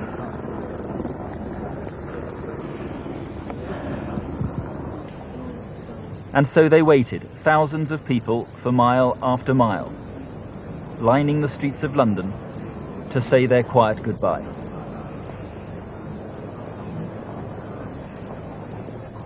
And so to the funeral itself. At precisely 8 minutes past 9, the gun carriage carrying Diana's coffin began to emerge from Kensington Palace.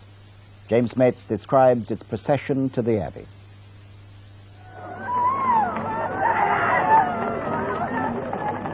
Surely the saddest sight the streets of London will ever see.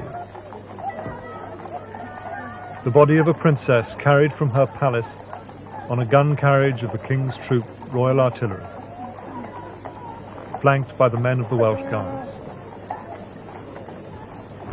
The only sound, the clatter of hooves and the weeping of the crowd. More than 1 million had come to say a last goodbye, to offer up a final prayer. They stood shoulder to shoulder, 10 deep, always in respectful silence. The coffin shrouded in the royal standard, crowned by wreaths from the Spencer family and her 2 sons. Prince Harry's bearing the single word, Mummy. The Queen led the royal family to the gates of Buckingham Palace to salute the cortege as it passed.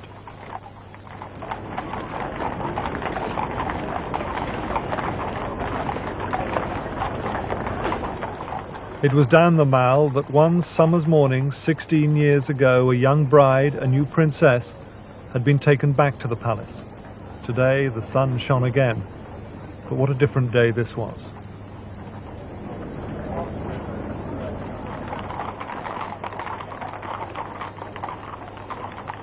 At St. James's Palace, the 2 young princes, flanked by their father, their uncle and their grandfather, joined the procession, accompanying their mother the final mile to Westminster Abbey. The 5 walked in step. The 2 boys showed such composure, such stoicism, above all such courage.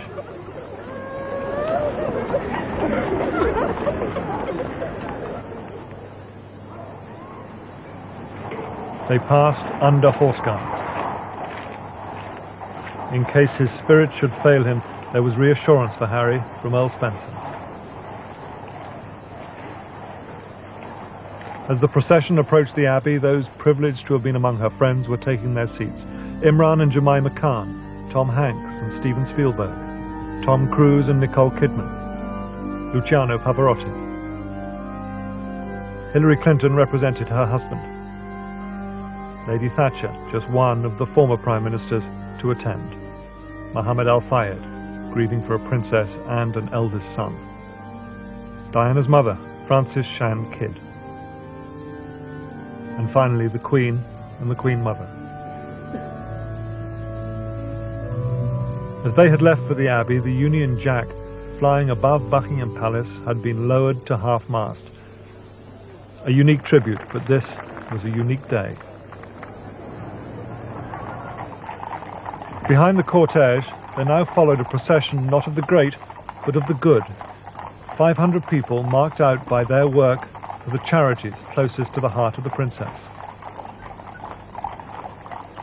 All now within earshot of the Abbey's tenor bell. A single muffled chime, counting off the minutes to 11 o'clock. The long journey from Kensington Palace was over. A nation was ready to be led in prayer. A nation commending her soul to God. The service, put together in a few short days, was a perfect mix of ancient and modern, encapsulating the complexity of Princess Diana's life. There were guests from around the world, and political leaders rubbed shoulders with stars of screen and popular music.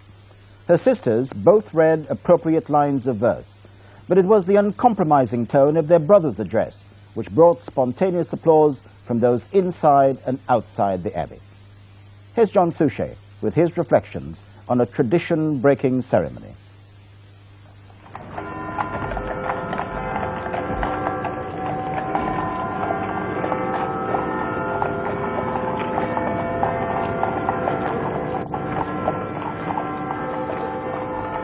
At 11 o'clock precisely, to the chimes of Big Ben, the coffin of Princess Diana was taken into the Abbey. Behind the pallbearers, the two young princes. The cortege in a slow, sad procession through the great west door.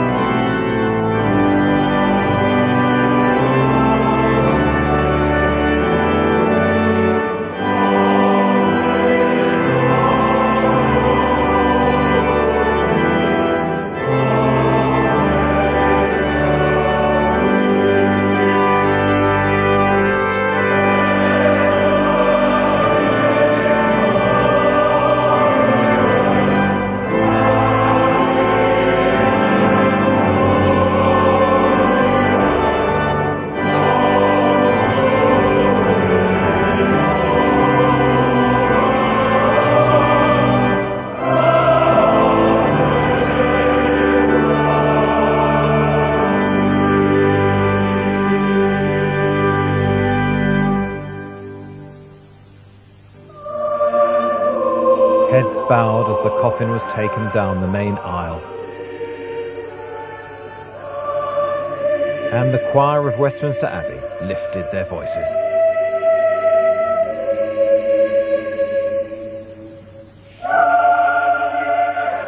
On top of the coffin, a simple card from Prince Harry, then a wreath placed by Prince Charles and his sons.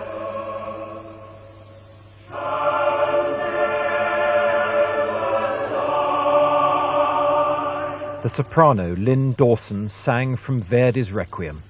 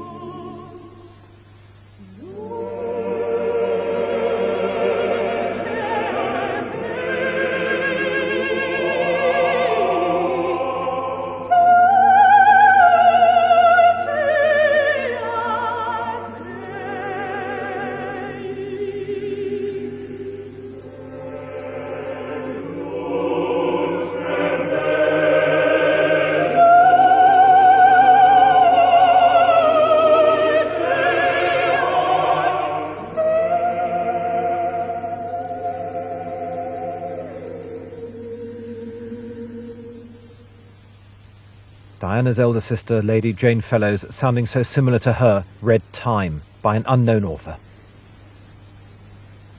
Time is too slow for those who wait, too swift for those who fear, too long for those who grieve, too short for those who rejoice, but for those who love, time is eternity.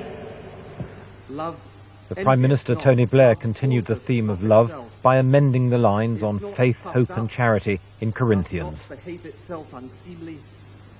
Love never faileth. But whether there be prophecies, they shall fail. Whether there be tongues, they shall cease. Whether there be knowledge, it shall vanish away. For we know in part, and we prophesy in part. But when that which is perfect is come, then that which is in part shall be done away. When I was a child, I spake as a child, I understood as a child, I thought as a child. But when I became a man, I put away childish things. For now we see through a glass darkly, but then face to face. Now I know in part, but then shall I know even as also I am known. And now abideth faith, hope, love, these three. But the greatest of these is love.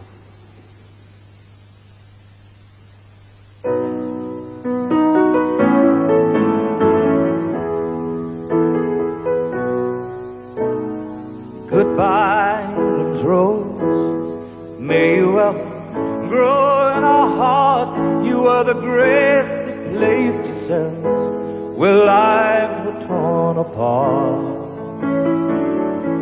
You called out to our country,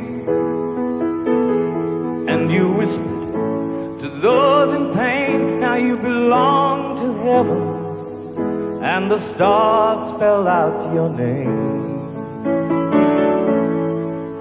And it seems to me you lived your life like a candle in the wind, never fading with the sunset when the rain set in. And your footsteps will always fall here along England's greenest hills. Your candles burned out long before your legend ever will.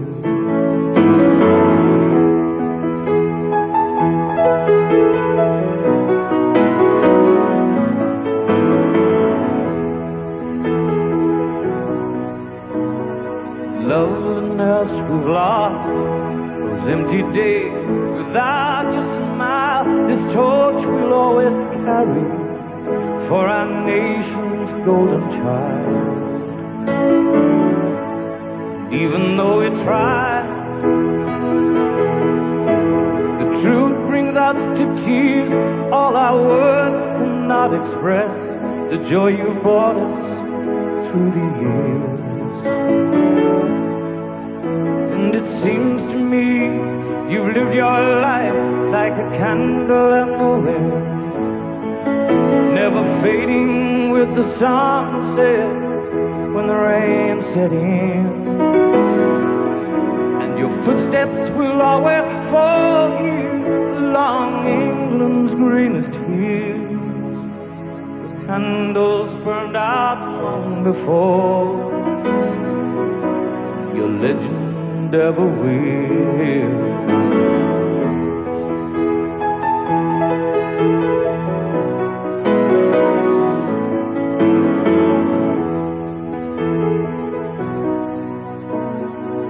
Goodbye, England's rose. May you ever grow in our hearts. You were the grace that placed yourselves where lives were torn apart.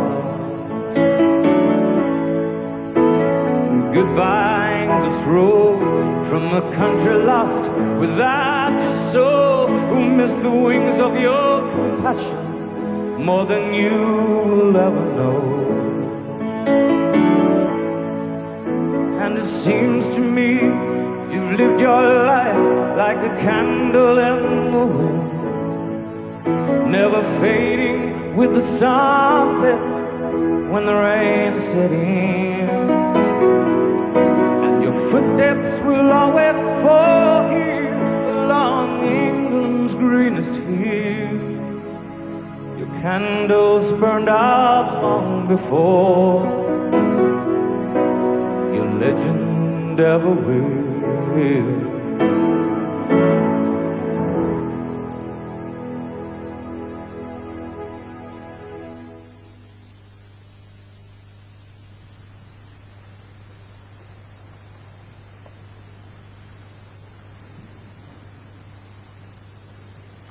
The princess's brother, Earl Spencer, paid a deeply personal tribute to his sister. I stand before you today, the representative of a family in grief, in a country in mourning, before a world in shock. We are all united, not only in our desire to pay our respects to Diana, but rather in our need to do so. For such was her extraordinary appeal, that the tens of millions of people taking part in this service all over the world, via television and radio, who never actually met her, feel that they too lost someone close to them in the early hours of Sunday morning. It is a more remarkable tribute to Diana than I can ever hope to offer her today. Diana was the very essence of compassion, of duty, of style, of beauty. All over the world, she was a symbol of selfless humanity, a standard bearer for the rights of the truly downtrodden, a very British girl who transcended nationality, someone with a natural nobility who was classless, and who proved in the last year that she needed no royal title to continue to generate her particular brand of magic. Today is our chance to say thank you for the way you brightened our lives, even though God granted you but half a life. There is a temptation to rush to canonize your memory. There is no need to do so. You stand tall enough as a human being of unique qualities, not to need to be seen as a saint. Indeed, to sanctify your memory would be to miss out on the very core of your being, your wonderfully mischievous sense of humor with a laugh that bent you double, your joy for life transmitted wherever you took your smile and the sparkle in those unforgettable eyes, your boundless energy which you could barely contain. But your greatest gift was your intuition, and it was a gift you used wisely. This is what underpinned all your other wonderful attributes. And if we look to analyze what it was about you that had such a wide appeal, we find it in your instinctive feel for what was really important in all our lives. And here we come to another truth about her.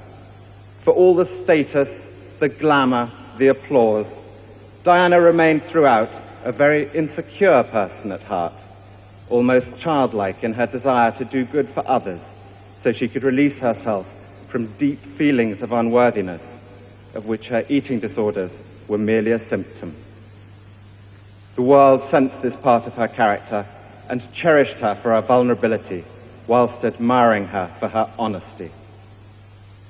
The last time I saw Diana was on July the 1st, her birthday, in London, when typically she was not taking time to celebrate her special day with friends, but was guest of honor at a fundraising charity evening. She sparkled, of course, but I would rather cherish the days I spent with her in March, when she came to visit me and my children in our home in South Africa.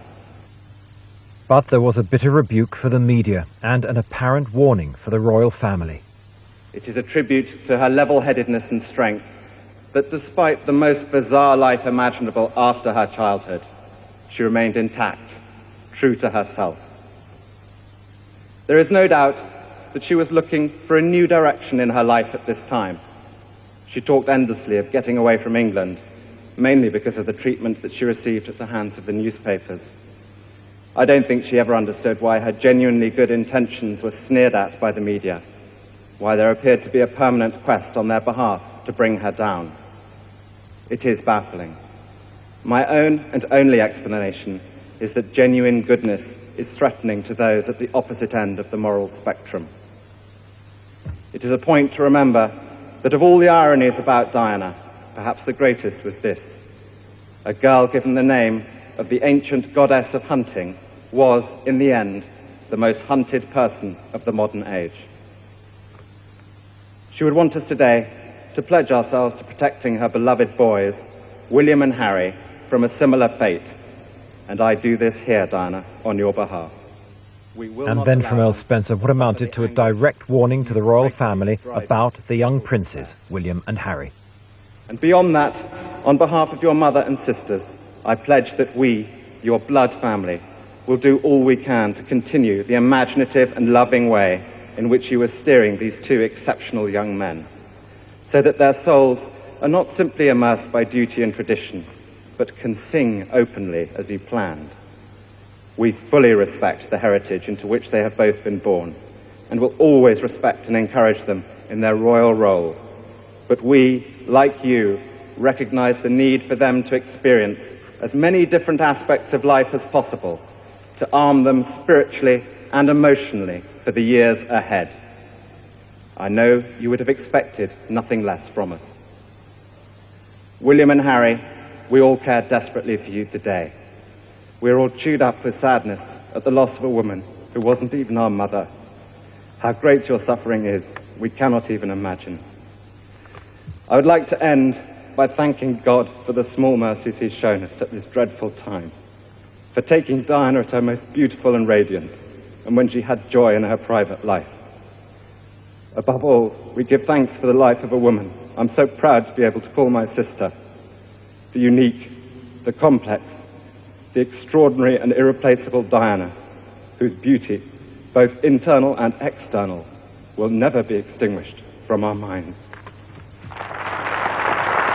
There was an instant reaction from the crowds watching in Hyde Park.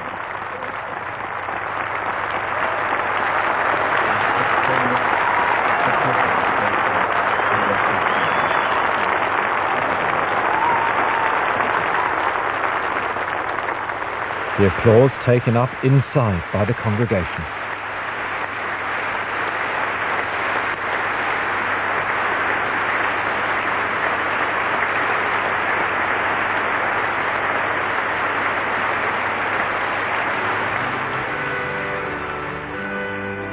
Then a last hymn for Diana.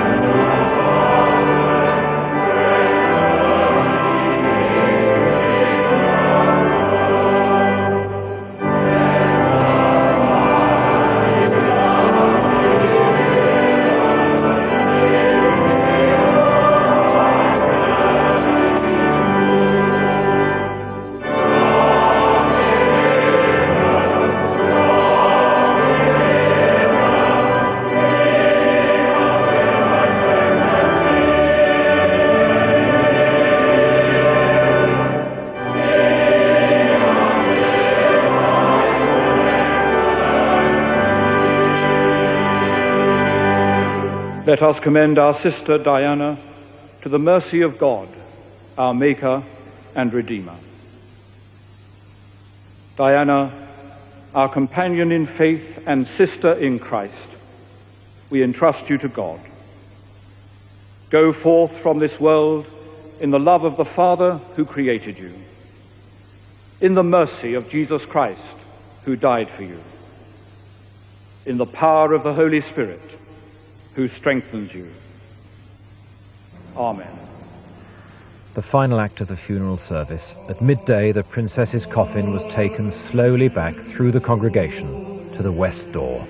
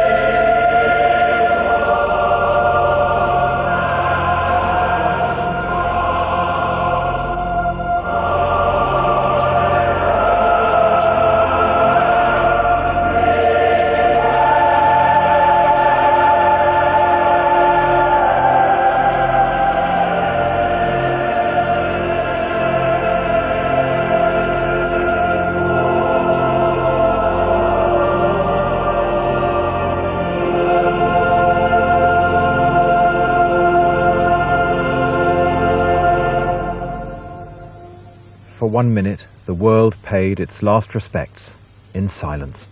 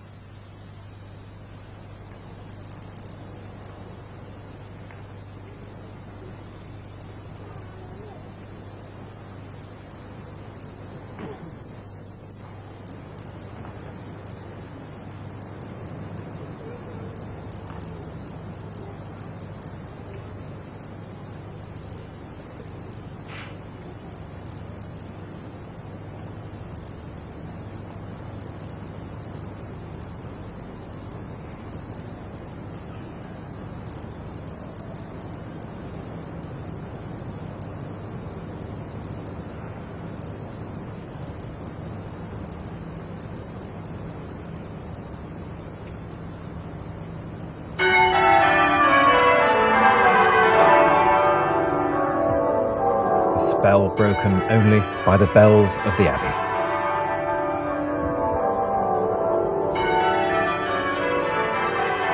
Flanked by a forest of flowers, the pallbearers took the coffin to a hearse for Princess Diana to begin her final journey home.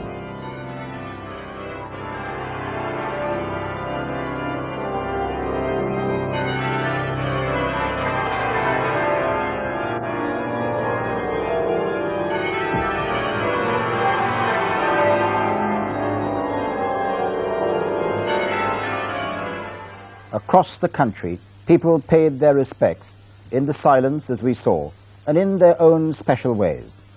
Here are some of the images of how a kingdom united remembered Diana.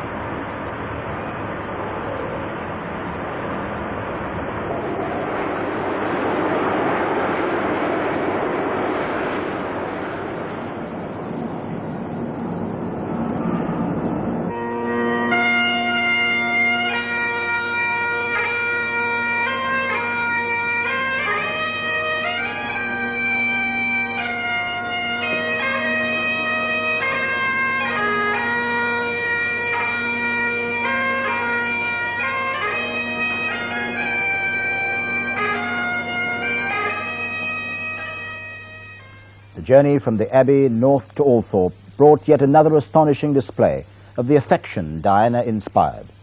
Gone was the silence of the procession to the service. In its place, applause and a cascade of flowers. Penny Marshall has the story. It all began in the shadow of the palace, and so it was to end. Diana's hearse, framed by silent mourners, passed by just after noon, and the country ached with sadness.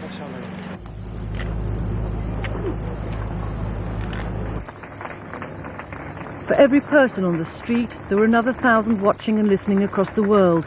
But this felt an intensely British goodbye, for in the words of Diana's brother today, a very British girl.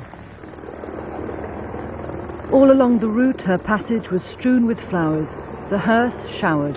A procession no official had orchestrated, no tradition had prescribed, an overwhelming gesture meant for Diana alone.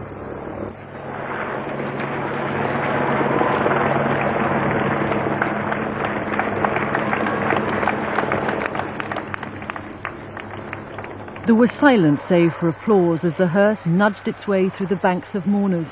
At times it came to a near halt through pressure from those waiting to glimpse it, almost from the sheer weight of bouquets. And sometimes, weaving through the crowds, the procession was almost lost from view altogether, the police outriders finding a path through. As the procession drew away from the capital, the mourners never diminished, nor did the garlands, nor the sense of loss. The Abbey may have said goodbye to royalty before, but the suburb of Hendon has never had the chance.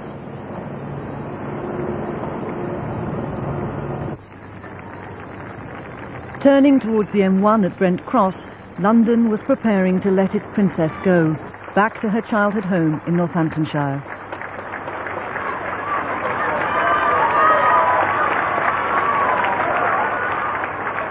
Here still thousands came, A royal cortege on a motorway slip road surrounded by families stacked up the banks and the bridges. In life, Diana had touched unlikely and unloved places. Today, in death, in an unremarkable urban landscape, she did the same.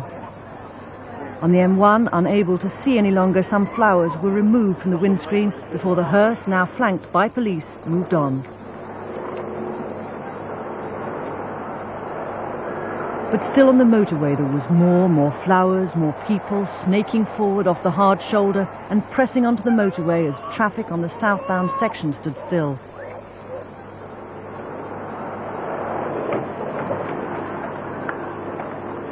It was a scene repeated for 50 miles.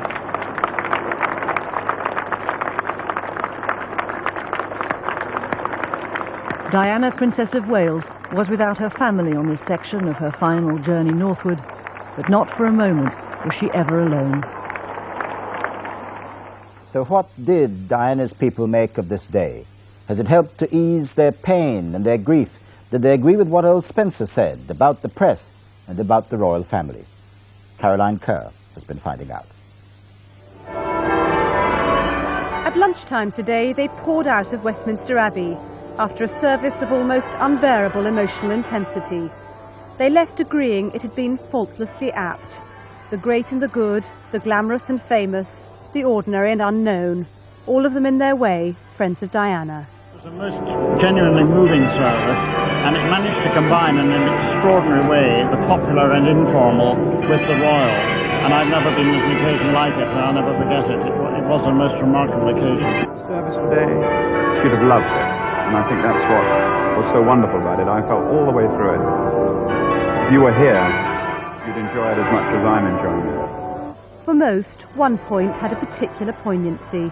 The most moving moment for me was when Earl Spencer made his tribute to his sister. And outside the Abbey, we could hear the applause as everybody, the people power, showed itself again. And I heard the applause grow, and it came through the west door, up the aisle, and everybody started applauding within the Abbey, and it made your hair stand on end. It felt like the applause was going all the way up to Diana herself in her coffin.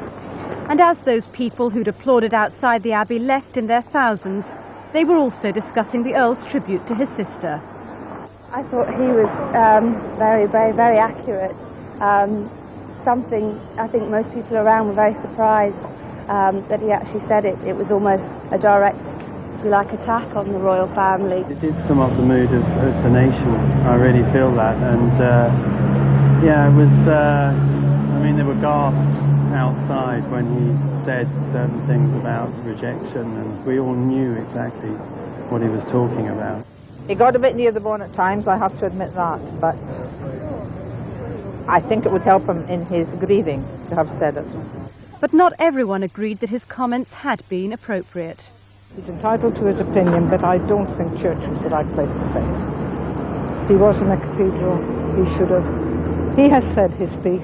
The royal family have had no defence of it. But this was not a day for argument.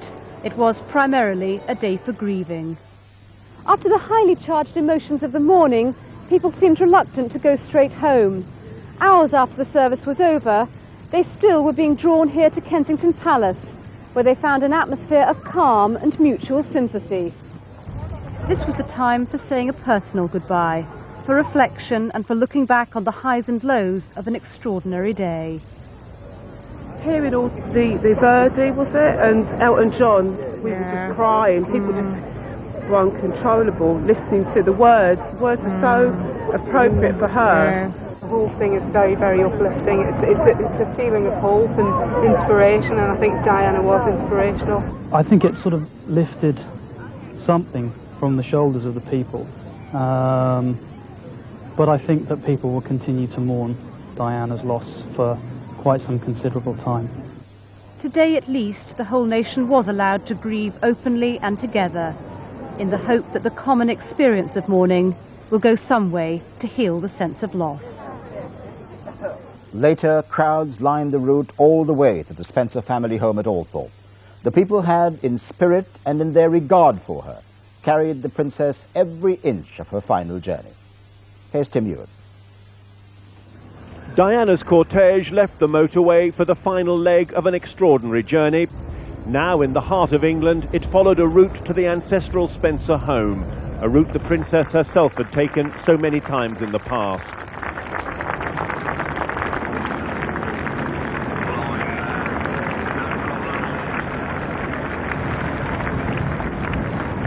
After swifter progress on the M1, the procession now slowed, travelling at a gentle pace along streets lined with thousands of well-wishers.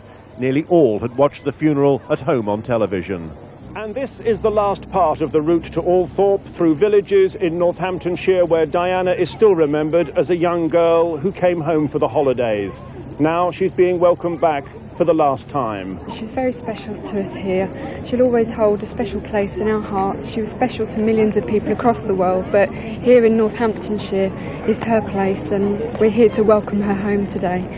I appreciate Princess Diana, so I'm going to see if I can get these flowers on the car. You're going to throw them on the car? Yeah, or either on the car or under. And so he did, one 9-year-old's tribute to someone special. He was one of many. The flowers that had followed Diana all day continued to rain down on her.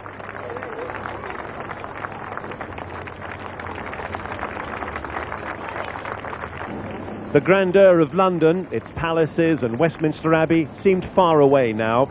In these country lanes, there was a tranquility and a sense of journey's end. At the gates of Althorpe, painful reflections on a week that began so terribly in Paris.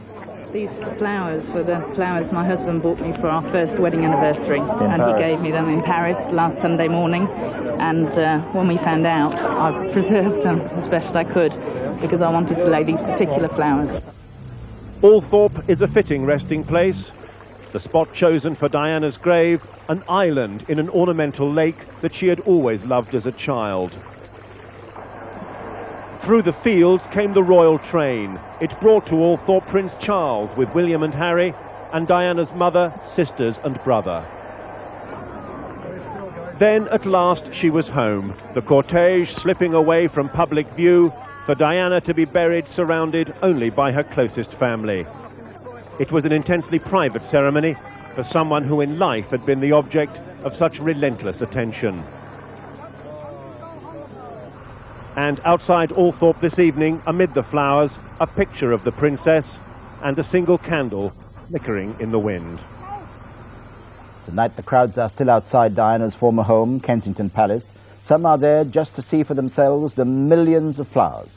Others are queuing to add their names to the books of condolence. As darkness fell, more and more people joined the throng, refusing to go home after a day no one will ever forget. The queue to sign the books of condolence which have been moved there from St. James's Palace are still growing longer by the hour.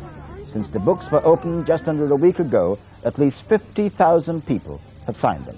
A fitting people's tribute to a people's princess. For a final assessment of this tragic week, this day of farewell, I'm joined now in our studio by our royal correspondent Nicholas Owen. Nick, would Diana have approved of today? Oh, I think she would. Look at that service itself, an amazing blend, as we've said, of the traditional and the non-traditional, her favourite hymns, her Christmas card list for the friends there, the charities and the families, Elton John singing, who didn't either cry or nearly cry at that, and how proud she would have been of her two boys conducting themselves so well over the last couple of days, and then that great show, really, on the way to Althorpe, those flowers tossed onto the car, oh, that was definitely in the unusual category, and I think she would have absolutely loved that.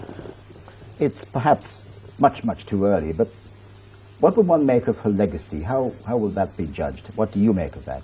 Well, I think there's, first of all, as we said, the two fine sons, and then there is all the business of her charity work. That will live on and grow, and especially the crusade against landmines. She changed world opinion on that, and it would be a jolly brave politician who would try to go against it now and undo any of her work there. But immediately, there is the new Diana, Princess of Wales Fund, which was only established on Tuesday, and already £120 million has been raised for that.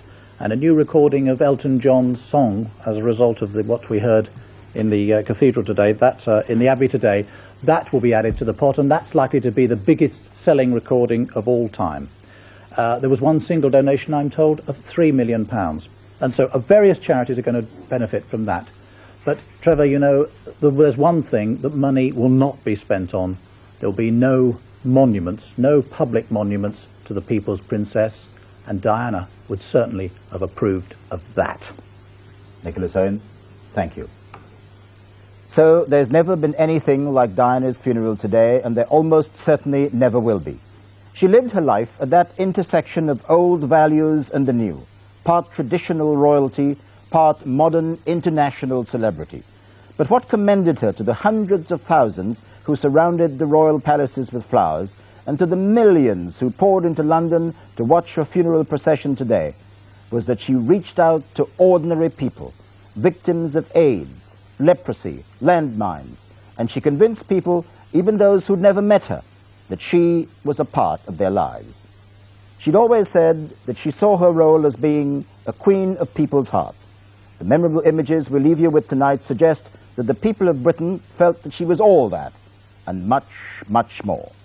From all of us here at ITN, good night.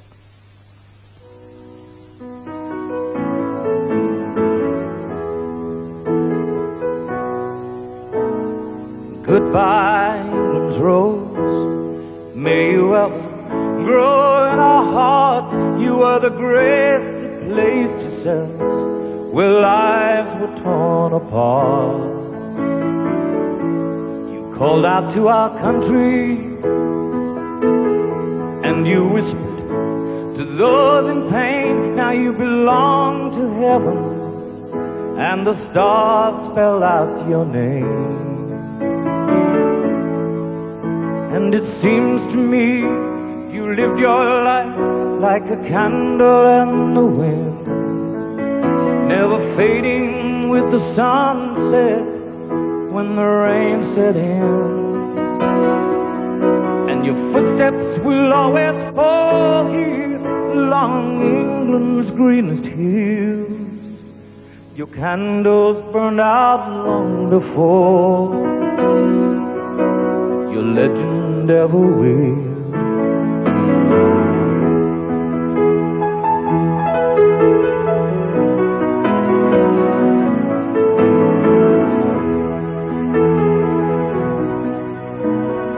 Loveliness we've lost, those empty days without your smile. This torch we'll always carry for our nation's golden child.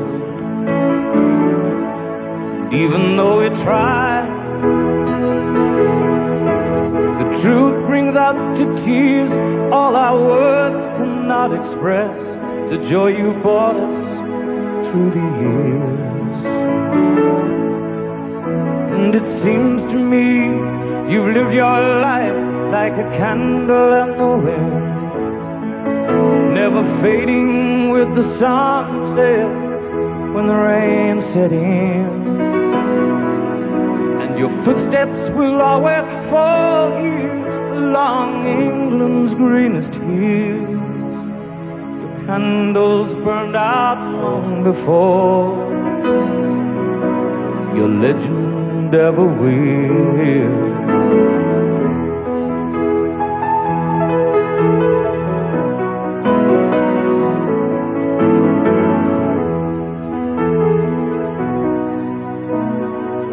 Goodbye, England's rose. May you ever grow in our hearts. You were the grace that placed yourselves where lives were torn apart. Goodbye, English rose, from a country lost without your soul, who missed the wings of your compassion more than you will ever know. And it seems to me you've lived your life like a candle in the wind, never fading with the sunset when the rain set in. And your footsteps will always fall here along England's greenest hills. Your candles burned out long before your legend ever will.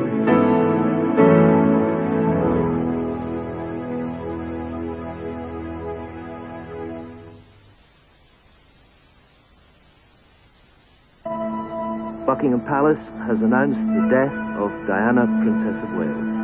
Princess La principessa del Galles Diana, la principessa che aveva 36 anni, died late last night in a car crash in central Paris.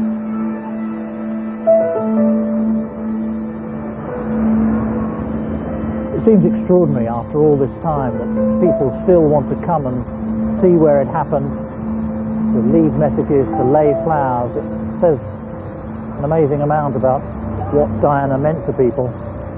But it's a very strange feeling for me to come here to know that this is where it all ended.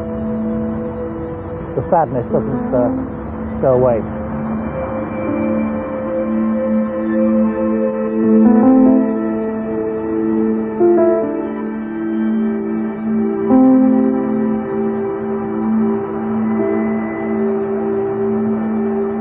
Now, many people will say that surely it's time to let the dead rest in peace, and that's quite understandable. But to come to Paris is to learn that there are many important unanswered questions about what happened on that terrible night.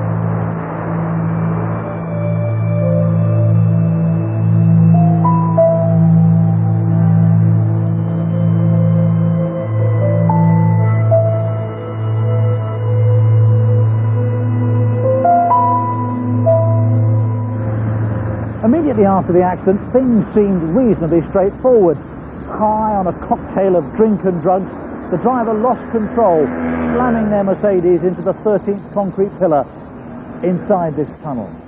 Amazingly though, despite 9 months of investigation and the questioning of dozens of witnesses, there are now more questions than answers, and the French judge in charge seems no further forward.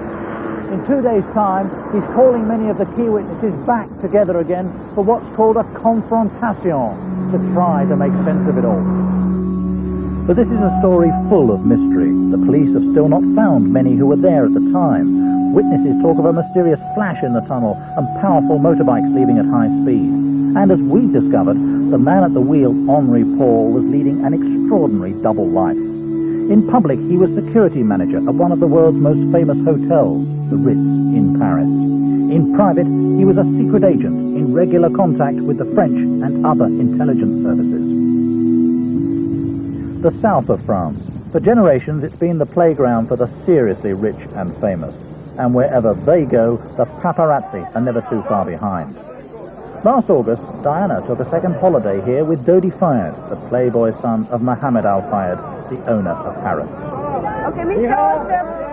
For the world's media, this new romance was the only story that counted. She was easily the most famous and most photographed woman in the world. There had been a decent interval after her divorce from Prince Charles, and the media pack could smell marriage in the air.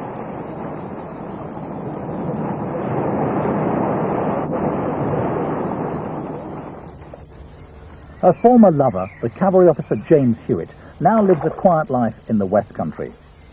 Despite the fuss over a book about their affair with which he'd cooperated, they had kept in touch. I spoke to her about 4 months previous to that, actually. She seemed to be happy in what she was doing. Did she say anything about her private life? She said, I said, you know, what are you going to do next? And she said, oh, I'm going to shock the world, and I'm going to find a big black man and marry him. Which is, showed through her sense of humour. She liked to tease and to shock people in a humourly way like that. Princess Diana always had a very ambivalent attitude towards the press, particularly the photographers. They were very useful when she wanted attention for activities like her landmines campaign, or when she wanted to upstage her former husband. But by last summer, as her romance blossomed, things began to change. She always made it quite clear that she would like to marry and to settle down and have a family. and try and lead a normal, quiet life. She stayed with us for a couple of weeks in the south of France. She enjoyed, and her children enjoyed the best holiday they can ever enjoy. She saw the normal, ordinary people life, which is no formalities, just the way you enjoy life in a normal family way, close family way, which unfortunately she never enjoyed during her life, during her parents, during her marriage,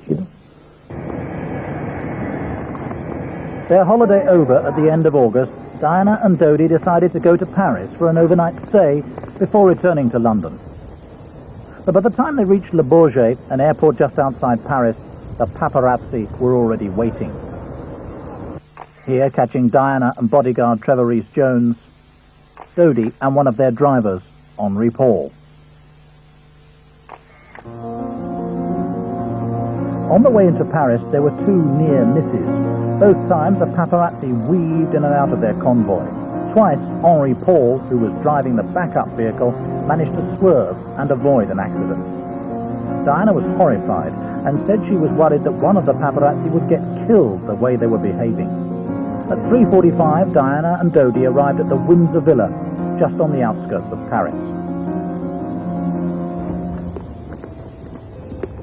Hello, it's Nicholas Owen from ITV. Ah, good morning. Morning, Nicholas Owen. Yeah, you're expected. Mr. Mattan's at the main gate there for you. Thank you very much. Thank you. Diana and Dodi were greeted by Gregorio Mattan, who has been the butler here most of his adult life. The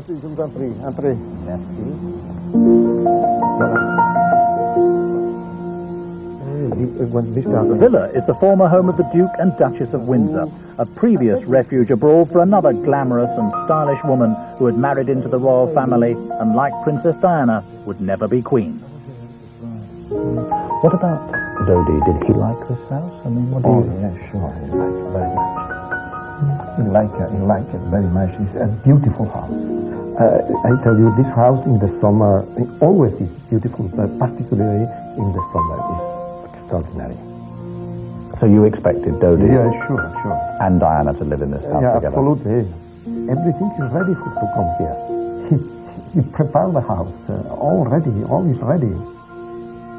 We see there's somebody move all the furniture, if somebody come with a designer, you know, if the new people come, it's clear, huh? Tell me, do you remember the last day they came here? Yeah, sure. Do you remember them coming? Do you remember what happened? He's coming and see the house, spend 2 hours, he's all around the house to visit everything. You go the top until the basement, and the kitchen, for the kennel to the dogs, everything, the garden. Yeah, sure.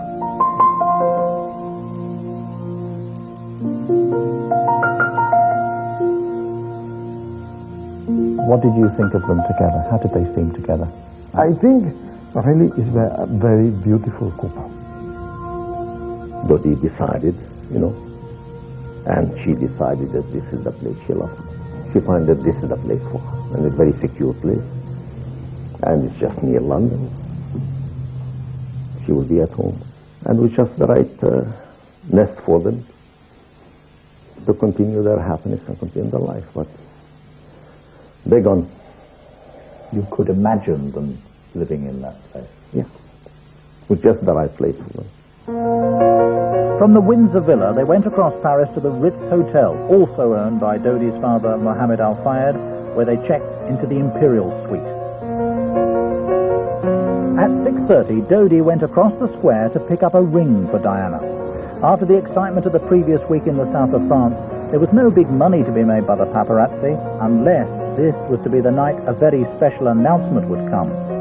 Many close to Dodi, including his butler, are sure this was to be the night. With these people, you can reach the top. You can make records, or you can make nothing. So the answer is in between, meaning that it depends on the type of picture that you would have been able to get. A picture inside the hotel is out of the question, because we never go inside hotels. Yeah. So it would have to be outside. What are you going to get outside? Even if they pose and they smile at us. You know, I tell you what, the best picture would have been after dinner, Dodie offers, asks her to marry him, gives her a ring, she comes out and she shows the ring. Then you've got a picture. And even if there was just the slightest chance of this picture, none of the photographers was going to leave early that night. At 7 o'clock, Diana and Dodie left the Ritz and went to Dodie's apartment at the top of the Champs-Élysées, about 5 minutes' journey away by car. The growing army of paparazzi was waiting for them when they arrived. After a struggle on the pavement outside, they got through to this door, for this is Dodie's apartment. We have been allowed to film inside, the first film crew here. It's the sumptuous flat that the son of the Harrods billionaire hoped Diana would share with him. Relations with his powerful father were not always easy. Dodie had made his own mark in the glamorous world of movie stars. A rich playboy, but one who had enjoyed some success commercially as a Hollywood film producer. It's a home full of the possessions of a man born into the privilege of wealth and conspicuous consumption. The high-speed boat, the tasteful antiques. At the chic end of Paris, in the shadow of the Arc de Triomphe, it's a place that should have been a haven from hostile outsiders.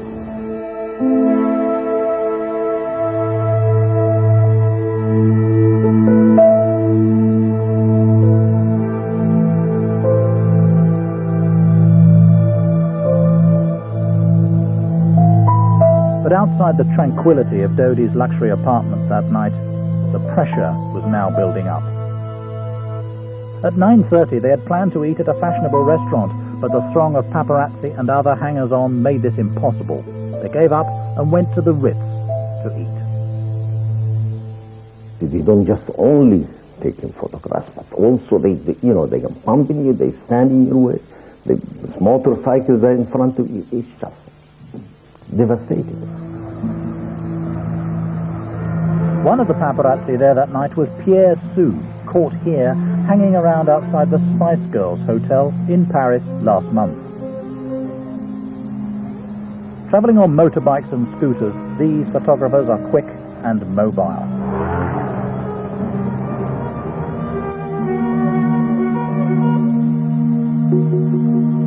Dodging in and out of the traffic with high-speed cameras and long lenses, they're every inch the modern urban hunter. We jump off the motorcycle and we get in place to shoot them. A few of us had time to take a picture through the window at that time, and 1 or 2 frames, and then the door opened, the Princess Diana exits before, and Dodie behind her, a few meters behind, and they went into the hotel. How would you describe the way the princess reacted to what you were doing? Nothing special, really. You know, she kept her head straight and walked and didn't talk to us, didn't seem particularly annoyed or anything. But this video shot by the Ritz security cameras tells a very different story. One photographer is already inside the lobby. As they arrive at the front door, a second photographer steps in front of Diana and manages to take a picture before being grabbed and thrown out. A grim-faced Diana then enters the hotel, followed by the bodyguard Kes Wingfield, a few steps behind.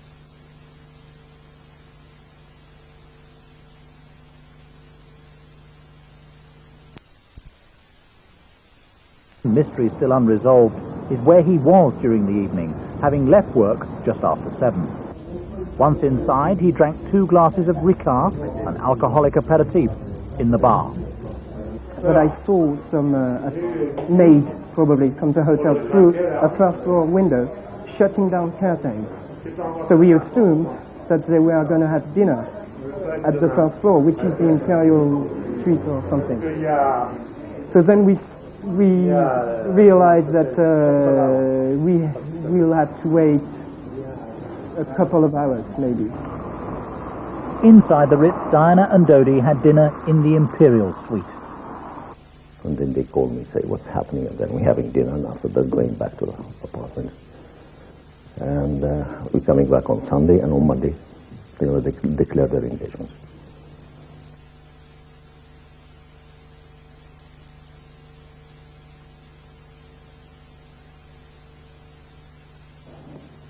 In the hotel.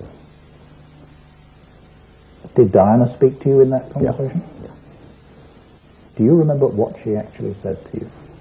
She was completely full of happiness, full of joy. At the end of the road, you know, she finds someone she can feel, you know, fill her life and be happy and fulfill all her dreams, which she lost and she missed for years. She finds the family she can be, you know, related to. This amateur video captures the mood outside the Ritz that evening. Inside, Diana and Dodi decided to return to his apartment. According to Mohammed Al-Fayed, his son rang him in some anguish. By now, it's just after midnight. I say just be careful.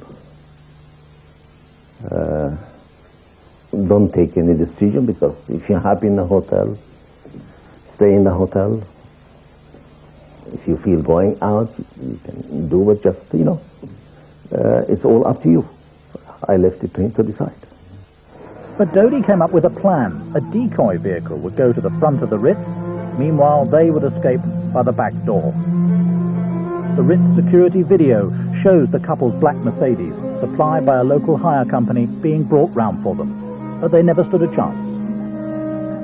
Princess Diana tried to escape photographers as much as she can, you know, so therefore this is a natural thing to do, to go to check the back door. So that's why some photographers went into the back. So both ways were secured, so to speak. 19 minutes past 12. At the back of the Ritz, Diana and Dodi slip into the black Mercedes. Henri Paul takes over at the wheel. But the paparazzi monitor their every move and alert each other on mobile phones. Even the crowd knew what was going on. On the tourist video, you can hear what is happening. They're chasing Princess Diana. Chasing Princess Diana! This is where the journey began. Rear entrance to the Ritz there. The Princess and Dodi joined Henri Paul, the chauffeur, and Trevor Rees-Jones, the bodyguard, and they set off down the Rue Cambon, narrow back street, and we're turning right. Within a minute, they were ambushed just around the corner at the Place de la Concorde. According to one key witness who spoke to the police, there were many paparazzi surrounding the car. One photographer on a motorbike was taking pictures of Diana and Dodi in the back of the Mercedes. At some lights, a car in front held them back before they set off at speed towards the tunnel. But this car, this is a Mercedes very similar to the sort that Princess and the others were in, a really powerful machine.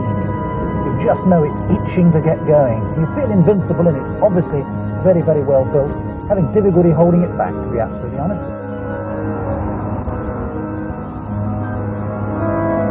There's a slip road on the right-hand side, about to come in and join us, just at the mouth of the tunnel. Anything coming out of there, you're really in difficulties, and then you get this strange kink to the left, kink to the left, and even at this speed, there's a bit of a throwing over to the left and then to the right. If you lurch across the road, anything goes wrong, disaster.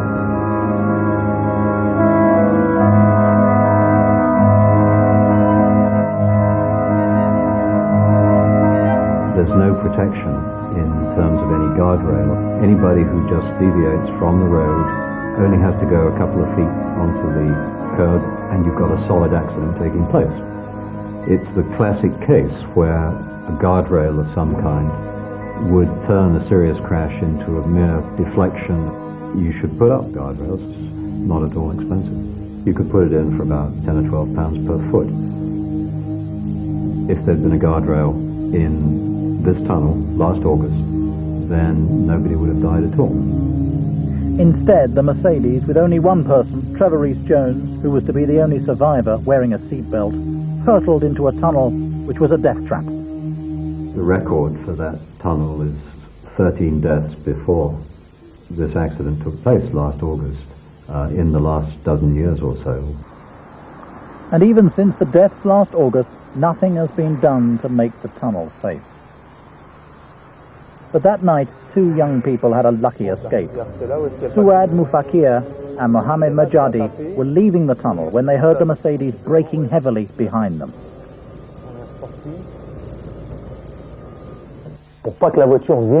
I got the impression that the car was right behind us, judging by what I could see in my rearview mirror. So I accelerated so as to put some distance between us, to get away and to avoid being hit. The whole thing happened really quickly. Really quickly. I heard a car braking repeatedly, which is what made me turn around. And at that moment, that's when I saw the car hit the pillar. The investigating judge believes that as he approached the tunnel, Henri Paul saw a slow-moving white Fiat Uno. He tried to get round it, but clipped the side of the car, lost control, and skidded into the 13th pillar. The Fiat Uno then drove away. It is not the end of the story, though, rather the beginning of an extraordinary mystery. For a start, that Fiat Uno has still not been found.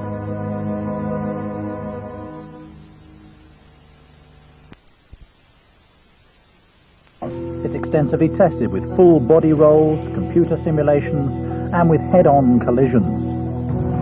This one is at just over 30 miles an hour. But that night, the Mercedes was going significantly faster. Professor Murray Mackay is one of the world's leading crash investigators who studied the Paris crash. What do you mean by underrun? I've been looking at crashes for 30 years, and from a knowledge of how vehicles do crush in experimental crashes and conditions where the speeds are measured, you can, as it were, calibrate this crash. The way you work is to start at the end, and we have the final position of the Mercedes pretty well defined. It finished about 15 feet away from the pillar, having spun off, rotating anti-clockwise through 180 degrees and a bit more. And that gives you an over-the-road speed, striking the pillar, of about 60 miles an hour. That's like falling out of an 8-story building and landing on cement. So if you looked at 100 crashes, you'd only find one or two that are at this sort of severity. In fact, there are two tunnels about 200 meters apart on the road from the Ritz to Dodi's apartment. Eric Lee, a chauffeur, was overtaken by the Mercedes as he drove through the first of these two tunnels. I'd seen it coming up from quite a distance, and I would say it was travelling at about 85 miles an hour. By the time Henri Paul reached the second tunnel, the crash tunnel, he'd slowed down a bit. You can work out exactly what speed he was driving at, just seconds before the crash. And that gives you something of the order of 78, 80 miles an hour. And that's a reasonably tight objective number. We're not having to rely on any eyewitnesses to reach that sort of conclusion. But why was Henri Paul driving so fast? The paparazzi, arrested immediately afterwards, have all claimed to the judge that they could not keep up with the Mercedes and were nowhere near it when it passed through both tunnels. However, many eyewitnesses disagree and describe, at different stages of the journey, a convoy with Henri Paul chased by cars and motorbikes. Eric Lee followed the Mercedes as it sped towards the crash tunnel. In the distance, he heard a huge explosion. I was going at more or less 40 miles an hour, still in the first tunnel when I heard the explosion, and they had passed me before the entrance to the tunnel. The time to drive along quietly, to come out at the exit, to see the car took me a minute and a half, 2 minutes. The paparazzi have always claimed they did not arrive until well after the crash.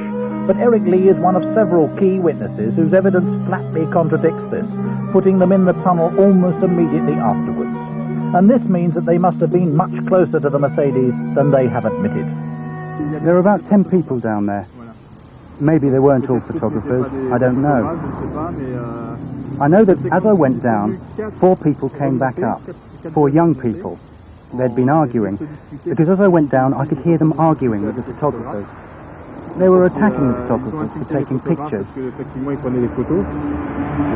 They came up, and I was going in the other direction. I went down over there between the photographers. I went round and found myself facing the woman who was inside, who turned out to be Lady Di.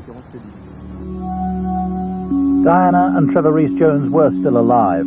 Though they were among the first on the scene, none of the paparazzi called for an ambulance. I saw the driver. I saw the driver in the front. And with the shock of the collision, he was thrown and hit the steering wheel. Still have this picture in my mind. It's terrible. There are three pictures that I always see. The face of the bodyguard, covered in blood. The face of the woman, who opens her eyes and then shuts them again. She seems to be suffering. And the white hand of the driver through the steering wheel. It's terrible. Henri Paul was dead. Even though the airbag inflated, his ribs, collarbone and right leg were broken and his neck was snapped. Though he died instantly, crucially, Diana was alive when a doctor, Frederick Maillet, giving a friend, Mark Butt, a lift home, arrived moments after the crash. What were you able to do for the people inside? The lady was still breathing but with difficulties, and she needed some help. So I ran back to my car to give a phone call to the emergency services, and I went to my trunk to take the only equipment I had, which was the embout bag, you know, the resuscitation mask. And I ran back to the wreckage to give assistance to the victim. All around him, mayhem. One paparazzi told the police, "You make me sick. I'm going back to Sarajevo. The police over there don't bother us and let us do our work." Another complained, "Let me do my job," when a police officer pushed him out of the way to get to the victims.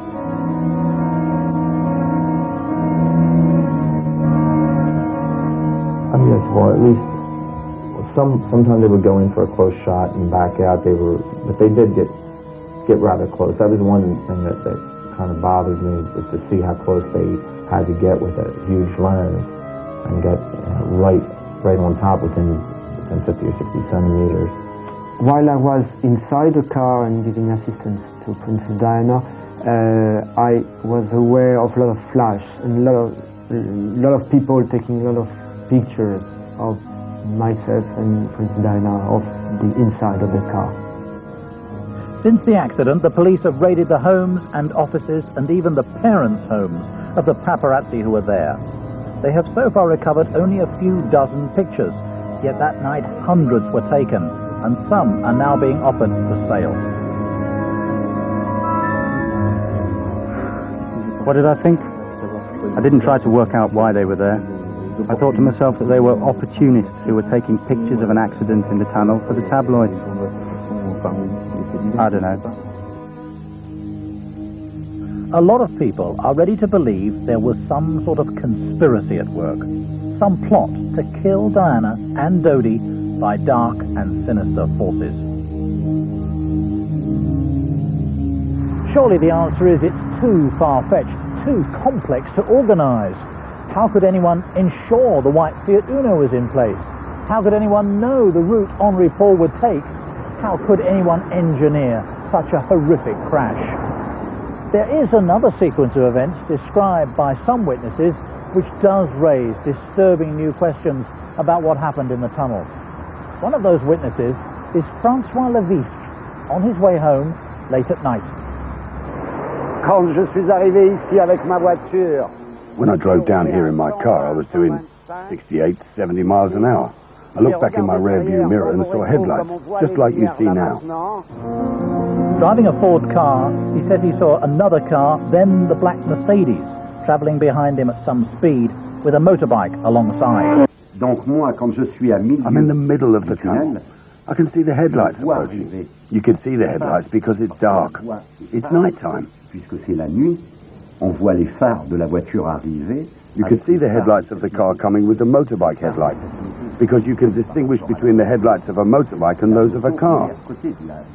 And the motorbike was driving alongside the car. Well, now we can say that it's Mercedes. Well, anyway, the motorbike, when it enters, when the Mercedes, when it comes, it drives over the crown of the road to enter the tunnel. At that moment, the Mercedes, the motorbike, accelerates. And you can see the acceleration of the motorbike because you can see the headlight rise up a bit. The bike is accelerating.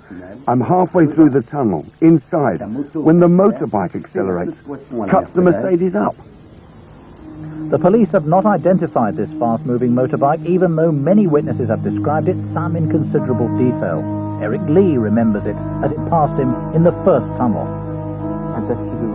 There was a taxi in front of me as we were going down. A Mercedes turned up behind me, flashing its lights at me. So I moved back over to let it pass. And the car went past very, very fast. Very, very fast. I can still remember the sound it made, and it was followed by a motorbike 10 meters or so behind. This motorbike is crucial because of what Francois Levistre says he saw as it drew alongside the Mercedes in the tunnel. At that moment, there's a big white flash. Une grosse lumière blanche. A massive white light. I'm looking in the rear view mirror, and it's then, at that moment, that I see the motorbike, and I think to myself, well, I think lots of things. I think, why did the motorbike cut them up? The flash. Was this flash like a photo flash? No, it was stronger than a photo flash, or else it was a massive photo flash. It was a big white light, like this one. Like lightning? Yes, but quick. And it's then, when you're in the tunnel, and on top of that in the dark, you can see, you're forced to. It's like a radar speed trap, because I've been asked whether it could be a radar speed trap. It's not a radar speed trap, but it was a big radar flash. And it's then that I see that once the flash happens, the Mercedes goes left, right, left.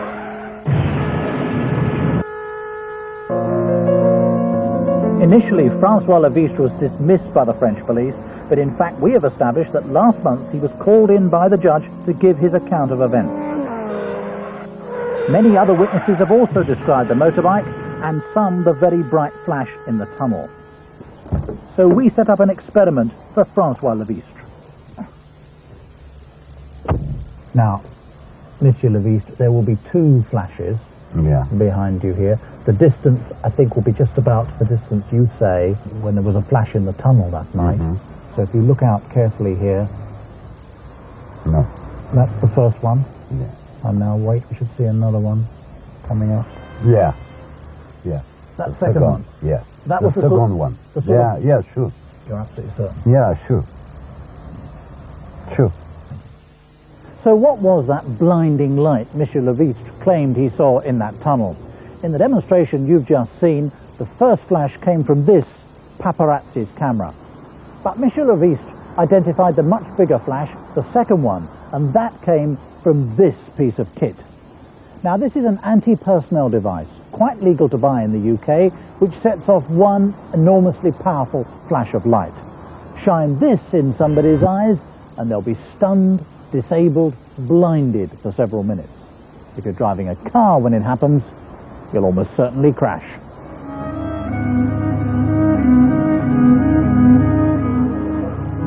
We bought our anti-personnel flashlight in the West End of London for just over £260. But there's another version of this kit. It's not available to the public. It's infinitely more powerful, and it's used by Army Special Forces, including the British, around the world.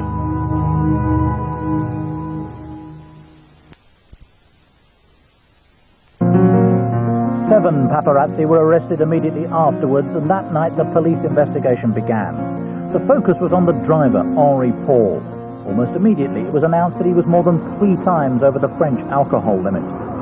The pathologists also discovered something else, something very mysterious, the details of which, until now, have been kept secret.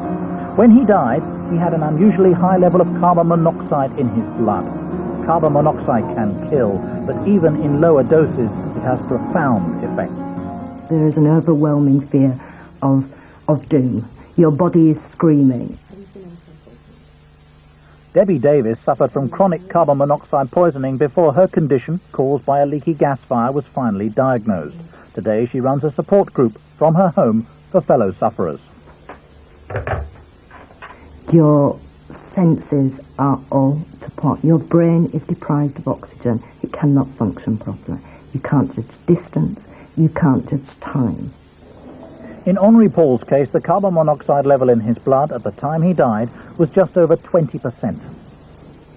Once you've got a certain level in the blood, that then, if you stop the exposure, that level then decreases. And the rate at which it falls is about half every 4 to 5 hours. So in other words, if it was 40%, 4 to 5 hours later, it would be 20%. So the level that was measured in Henry Paul at the time that he died would indicate that, say, some 2 hours prior to his death, he might have had a level of 30%. Dodie's blood sample showed no carbon monoxide, which means that Henri Paul could not have been poisoned in the Mercedes. So the logic must be that he was poisoned earlier, but that only deepens the mystery, because here's Henri Paul 2 hours before his death, walking down the steps in the Ritz without any problem. If the blood test was reliable, he would have had 30% carbon monoxide poisoning at this time, yet he has none of the telltale symptoms. But if you've got a level of about 30%, someone would have a decided headache. You would have real throbbing in the temples. The headache would be unmistakable. There would be certainly a lack of coordination. He wouldn't know his left hand from his right. It doesn't strike me, when you look at the pictures of Henry Paul, of a man who is really suffering. It doesn't look as if he's got a headache. He's not massaging his temples to try and reduce the pain in any way. He seems to be someone who is quite relaxed in his environment, in control. He's talking to people, giving orders. He's affable with people that he comes into contact with, smiles at what I assume are guests and so on. It seems to be somebody who is fairly relaxed and certainly not in any pain. And carbon monoxide is not the only mystery about his blood sample. I took the Ritz security video, which charts Henri Paul over the 2 hours before the crash, to a behavioral psychologist to see if he could spot the telltale signs of heavy drinking. If the blood test is to be believed, Henri Paul should have been ill, visibly ill, and he should have also been showing signs of being drunk, having consumed the equivalent of 8 scotches on an empty stomach. Do you think Henri Paul was drunk? Well, I don't think there's evidence from the video that can suggest he looks drunk. He wouldn't look at that not knowing what had happened and said, goodness me, that's a drunk person we're looking at. The pictures of him walking up and down the corridor are straight and smooth. He's standing very still. There's nothing in his demeanour from these videos to suggest that there were any problems with his competence in the situation. Of course, if Henri Paul was a secret and heavy drinker, then he would have a high tolerance and might therefore be able to hide his state. But his post-mortem shows that his liver was in good condition and did not have any signs of alcohol abuse or heavy drinking. But it's when you put the two together, carbon monoxide and alcohol, that the mystery deepens further. So it's a complicated and rather strange picture, isn't it? But do you have any sort of concluding thought when you're presented with this problem? Say, what do you think of what you've heard? I find it difficult to rationalize everything. I certainly think with a blood carbon monoxide level of 20%, which was determined in his blood, and a blood alcohol level of about 180 milligrams per 100 mil, that this would be someone who would have a much slower reaction time, would certainly be someone who would be slowed up in the way they did things, would probably also be somebody who was in some pain. But none of those seem to be evident from the pictures that we see of them, so it is a bit of an enigma. It's impossible to overstate the significance of that blood sample. From the very start, it defined our views of Henri Paul and virtually all our thinking about the crash. until now. But what if it's not as reliable as we first thought? The more I learn about this story, the less clear it becomes. That blood sample seems, well, suspect, and the paparazzi were apparently much closer than they've admitted. Much in this story is contradictory, and that's certainly true when it comes to the life of Henri Paul, the man at the wheel of the car, who lived here, up in an apartment on the 3rd floor.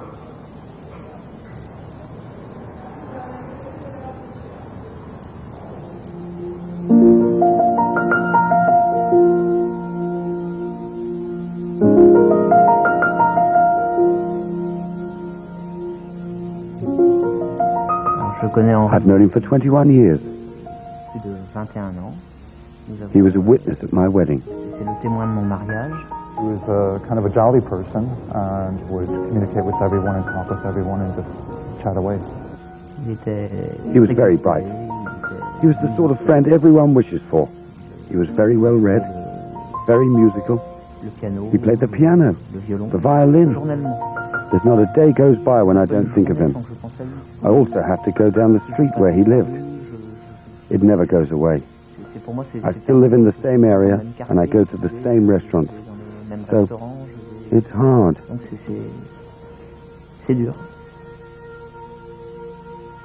Henri Paul was also a keen pilot. Just 2 days before the accident, he completed a rigorous medical to renew his flying license.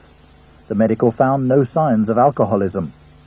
For him, flying wasn't just a hobby. His flight logs show he was a regular flyer and he'd taken courses for flying at night. And in all, he had completed 605 hours flying time. He was a good man. No, we never had problem with him, and he was very serious in aircraft, and he make his job very good in flight. He was a good private pilot. He's looking for progressing each time. But flying is not a cheap sport. No, a 1 hour flight costs 300 pounds about on this aircraft. So Henri Paul would have had to have paid £300 an hour? He paid it for that. Did you get the impression that he was a wealthy man? Not really, no. I had the impression, it's just an impression, that he certainly didn't have any financial problems. Wealthy? I didn't think wealthy, no. But not poor either. Comfortable. Henri Paul's salary at the Ritz was around £20,000 a year, and from talking to his friends, he sounds like the sort of man who spent his salary every month. But we've discovered that actually he was much better off than he appeared. Whatever anyone says about Henri Paul, one thing is clear: this was a man with some very big secrets indeed. Apart from 2 accounts in a bank outside Paris, he also had 3 accounts and a safety deposit box here at the Banque Nationale de Paris in the Place Vendôme, just a few steps from the Ritz. Just a short walk away, he had another 3 accounts here at Barclays in the Avenue de l'Opéra. But that's not all. He also had 1 current and 4 deposit accounts here in the Caisse d'Épargne, just near the Louvre. In the 8 months before the crash, 40,000 francs, that's about £4,000, was paid into an account here on 5 separate occasions, each time in cash. In all, Henri Paul had just over 1.2 million francs in the bank. That's about £122,000, and no one can say where it came from. The Ritz Hotel is adamant that the money, the cash, did not come from them. So where could it have come from? I thought it would be a good idea to go back and talk to his best friend, Claude Garrick, who revealed an extraordinary secret about Henri Paul. All I can tell you is that he had contacts within the French and foreign intelligence services. That's all I know. Do you know what he used to do for these services? What was he doing for them?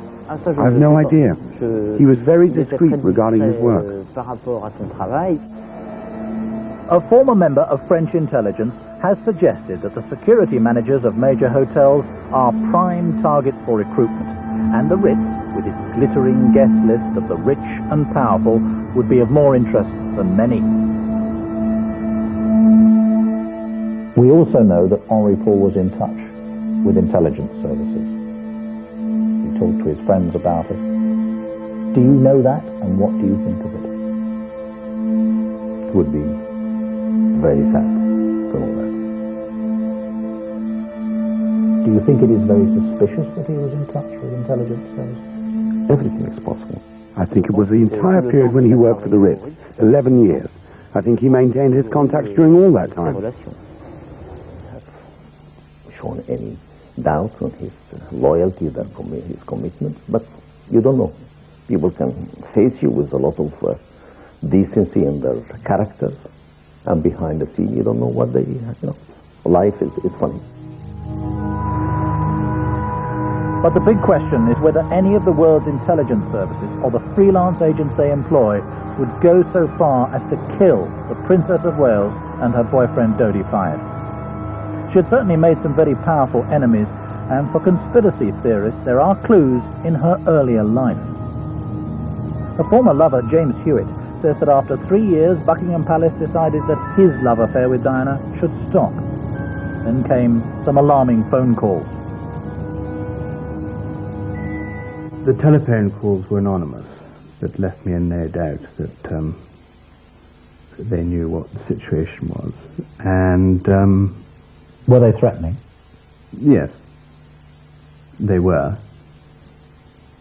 Inasmuch as they said that it was not conducive to my health to continue the relationship.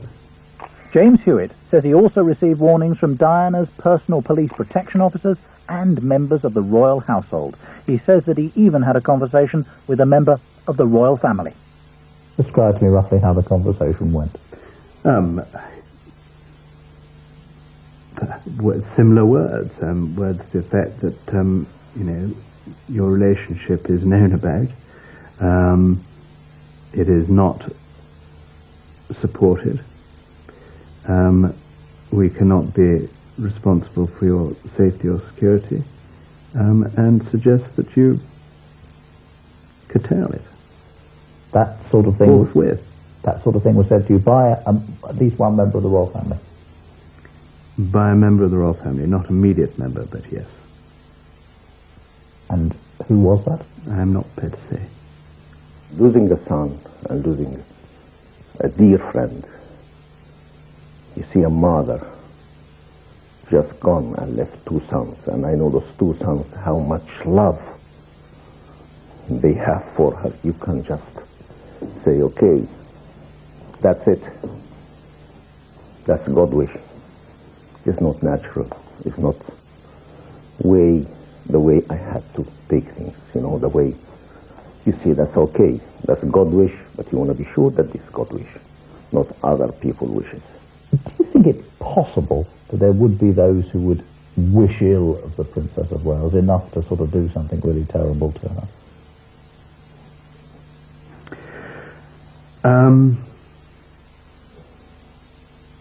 Yes, I do think there are people like that. I've encountered people who wish ill on other people for very dubious reasons. Unfortunately, I think that's the reality. The threats that you'd received some years before, did they come back into your mind when you heard about the crash in Paris? Yes, they did. I'm a great believer in God, and if it is not God's wish for those 2 wonderful people to go, God will give hell. If this is not God's wish that it is an accident. And I'm not going to rest until I get the truth. It's an accident or a murder for such 2 wonderful young people just lose their life. This way is just devastating.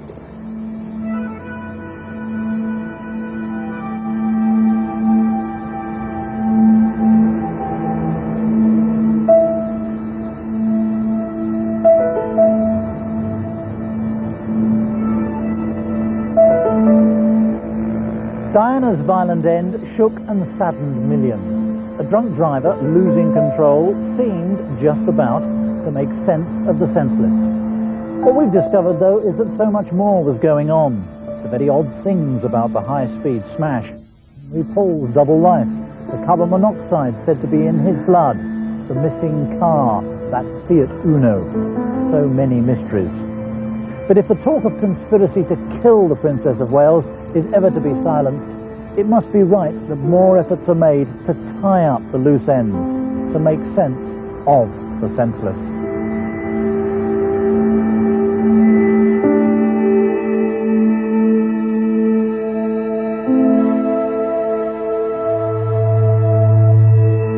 We'd like to apologise for the loss of picture during part 1 of this documentary. It was due to circumstances beyond our control.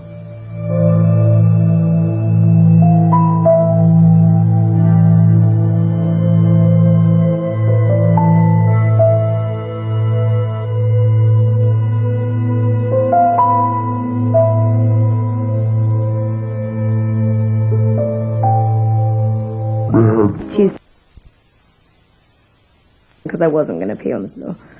Although I do look rather nervous in these photographs.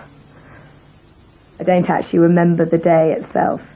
Just that my mum has told me that I was really terrified after it, and that every day for like 3 months after it I was absolutely, whenever anyone mentioned it, I would run out the room. Why did you go into teaching? What made you, what prompted you? Well, I adore children, so that's really why. Well, can I ask you, was your own childhood particularly happy one? Oh, yes. Well, did that prompt you into wanting to do it? Not particularly. Just love children. My mum always says that she was the shyest teacher there, and whenever the parents used to come and pick the kids up from school, she used to slink off into the background and never be seen. How well are you coping with all the press attention? Well, as you can see, you can tell. Are you bearing up with it quite well, though? Because it must be quite a strain with all of us after you. Well, it is, naturally. You're coping with it all right, though? You seem to be doing very well. Well, I'm still around. Telling people I'm an estate agent is the worst bit, definitely. Because people don't like you straight away. This is my garden, which is the main reason I bought the house, really. And this is my boyfriend's shed, which is going to have a sign saying Dan's room, with electricity points for his TV and his PlayStation when he gets very annoying. This is the kitchen. We're rather overcrowded with builders at the moment, who are going to be gone today. So this is the place where I'll probably spend least of my time, I have to say. We move in 3 days, so it should be great by then. Well, I never kept in touch with the other child from the photograph at all. And it was in this book that I found out who the other child is. Because I was at a dinner party with a friend. Oh my God, no way, that's a friend of mine. And I said, God, I don't know where she is. She's never done it. She's never been found again. And he goes, it's the boy. And I was like, no way, everyone thinks this kid is a girl. It's a very great way to stay out of publicity, though, because everyone thinks it's a girl, so. Well, it was through friends. I wanted to teach children, and they said, why not come along? So I first started off doing afternoons, and then I took over the mornings and did whole days. But I only worked 3 days a week at kindergarten, and the other 2 I looked after American baby boy, which nobody seems to realise. It was very special to me.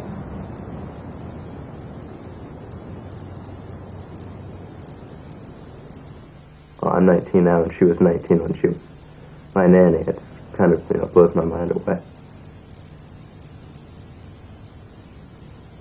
I consider it a small miracle. The only part-time nanny they had on the books was a young woman named Diana Spencer. We went into the living room and sat down to do our interview about her duties and her hours. And Patrick was in there with us as well. And what I loved about her was, even though she was talking to me about, what she would be doing, she was looking at Patrick and ruffling his hair and playing with him, and responsive to me, very, very polite, but very definitely focused on my child. She certainly didn't need the work or the £2 an hour I was going to pay her. It just looked like something that she really would enjoy doing. It seems very odd that I would see her face, in a picture of People magazine or anything else. But the frequency which it came up was strange also, because no matter, what sort of celebrity, so to speak, in America came up, you'd never see anyone quite so often as you'd see Diana's face and say, this is my nanny, and what is she doing here? My mother, of course, would explain it to me, and it was a gradual sort of dawning on me as growing up that she was, so important to the world.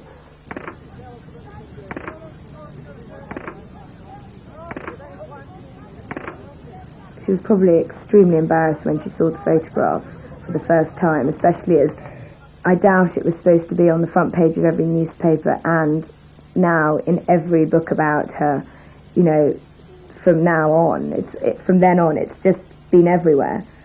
And she must have been incredibly embarrassed and felt stupidly naive that she allowed it to be taken. And it must have been so obvious. The photographers' faces just must have been grinning from ear to ear when she stood up.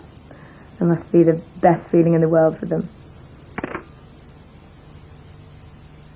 Of course, I didn't realize at the time, as an American new to London, that the speech and the manners meant that this was no ordinary nanny, no ordinary teenager. I had no idea.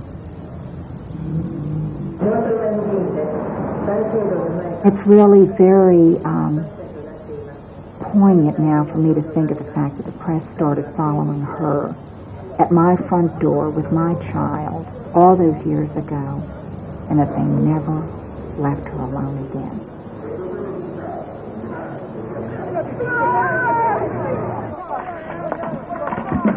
Will you be back at all?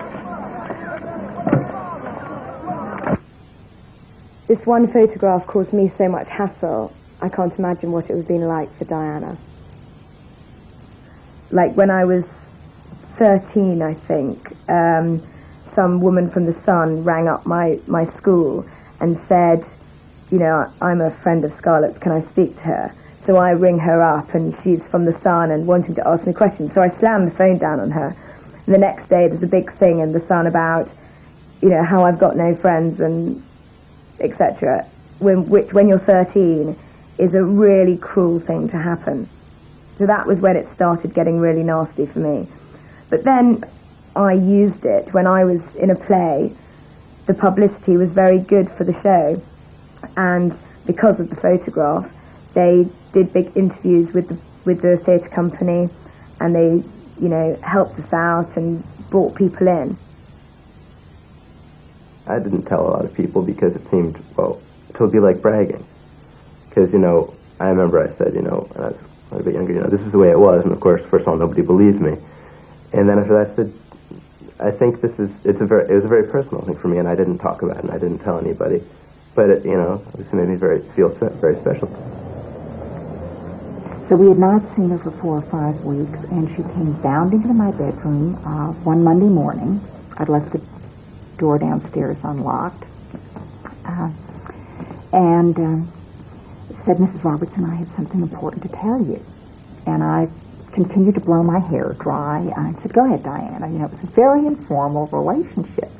And she said, no, Mrs. Robertson, I'd like your full attention.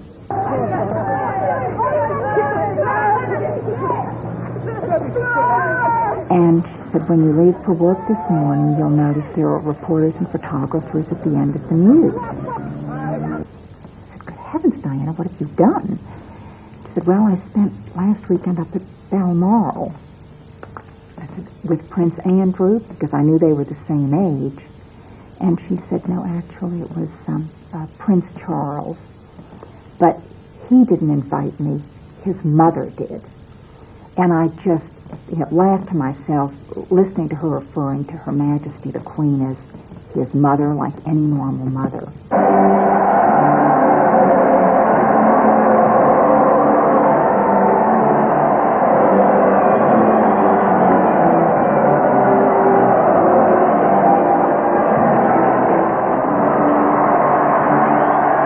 It was a big school event, Everyone was very excited that Miss Diana was getting married in Miss B. because most of the teachers there were known as Miss K or Miss B.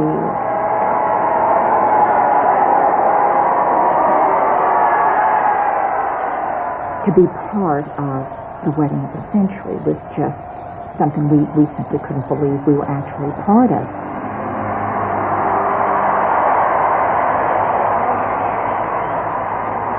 The joy and the excitement there was just palpable. You could just sense it.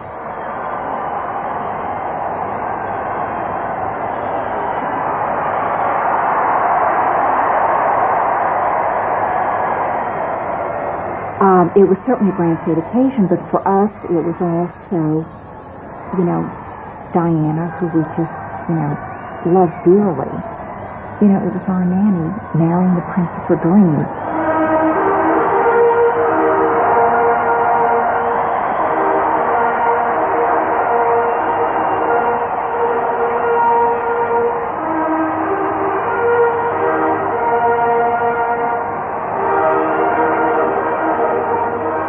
Here was our young nanny who had mopped up the floors in the bathroom leak, who had emptied my dishwasher for me, made beds. Our little Cinderella marrying Prince Charming. And we knew she was headed over in love.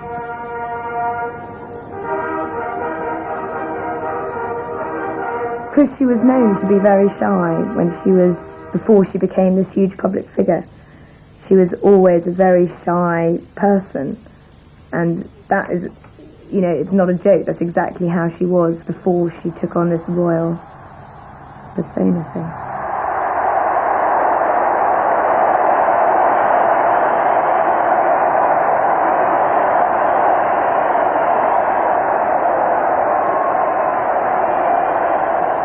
It's nice to be seen as one of Diana's children, It's a nice feeling, that I was involved in the whole thing and that part of her life in it for a very short period of time, I like it, and otherwise I wouldn't be talking about it,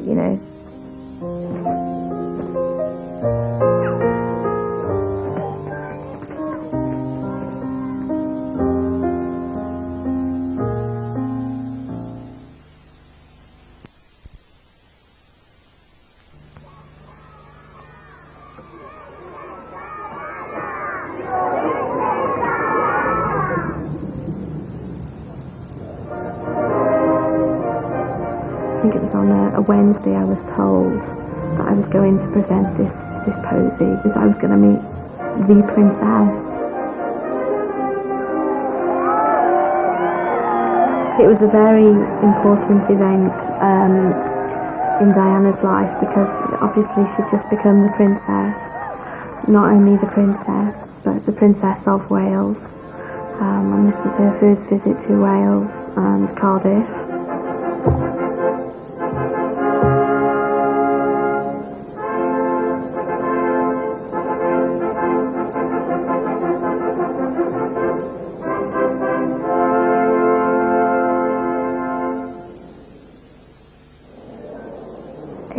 It was all one big boo-boo when she came out anyway, because she was supposed to stand in the doorway until God Save the Queen had finished, but as soon as she saw me, she stepped out, and I think the Lord Mayor tried to pull her back, and then I stepped out, and God Save the Queen was still playing. Oh. I seem so small compared to her. Told me, she said, isn't it way past your bedtime, and a little girl like you should be tucked up in bed at this time. And then I messed my lines up and I said, welcome to Wales, Your Royal Highness, and she'd been in Wales all day, But she was really nice to me, really nice. Remember it really well. My father, he's the official city photographer, and I used to tag along with him and go to jobs and get in the way, basically. I was supposed to be behind playing, and I ran in front of the photo. The actual photograph was taken and painted onto a scroll. that Her Royal Highness the Princess of Wales is now an honorary freedom of the city of Cardiff. May I... It's a very formal affair. I didn't remember it being so formal. Scroll of admission. Oh, that's when she was presented with the scroll. My picture's on that scroll. I'd like to try to express my thanks to you in Welsh also. Mein blesser Carlsod Gymru, hoffwn so eto yn fian. Diolch yn fawr. Well, you could tell she was really nervous about pronunciations and everything, but she did a really good job, and I think it made the people of Wales really proud. The Lord Mayor actually asked if it would be nice that the little girl that was on the scroll could present the posy to Princess Diana. It was brief, but it was lovely. It was all I needed, really. You know, I'd met the princess, and that's all there was to it.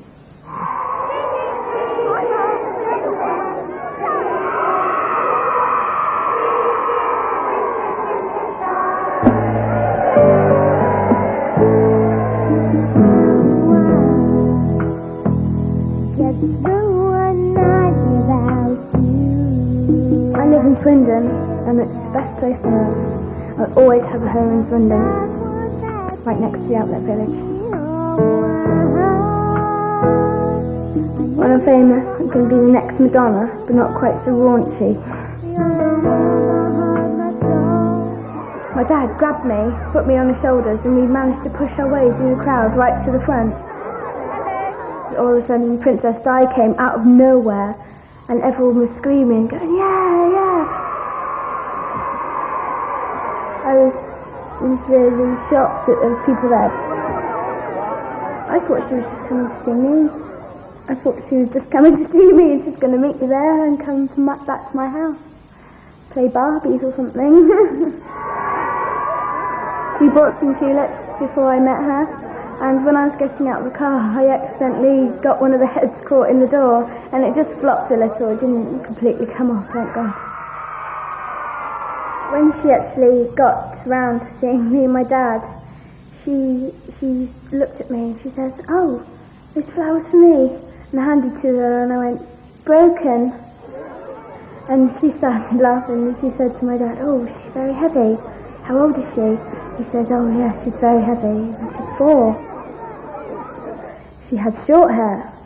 Didn't think that was allowed. It was the law. Princesses had to have long hair. But she had short hair. And she had a blue coat on. And she didn't have a big floaty dress on. She didn't have lots of servants with her. And I thought that was strange. She wasn't walking on a red carpet. She was just so different from what I thought she was going to be. She was lovely. Well, I hope Princess Di did like my broken flowers. Because they were lovely tulips, really. They just flopped a little.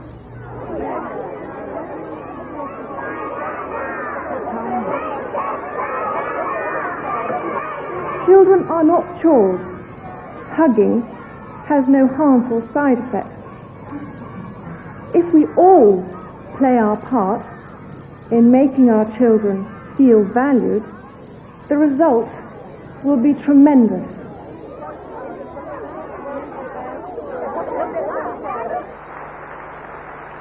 I first met Diana in 1991 when I was being presented with the Champion Child of the Year award. Well, really, it doesn't affect me. I just try and get on, be as normal as I can. But really, because I can't grow as much. Also, without health, I can't have a baby and things. And just really little things that I really get upset about sometimes. I've had heart problems, kidney problems, lots of internal problems, and I've needed lots of operations throughout my life. I suddenly did not know what I was supposed to be doing, so I asked her, should I be curtsying to you?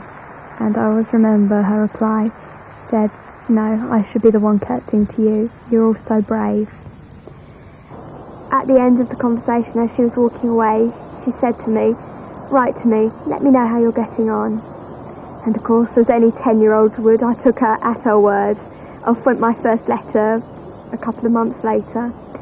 And to my amazement, she was true to her word, and she wrote back to me. I wrote again, saying that we in fact had to raise about £30,000 to enable me to have the operation, as it was considered cosmetic surgery and therefore not available on the NHS.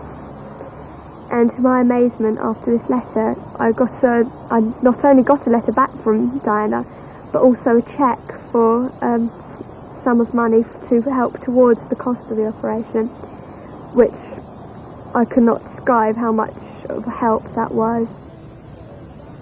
Just letters turned to phone calls. I always put my phone number as a matter of course whenever I write a letter. And one day, she obviously just took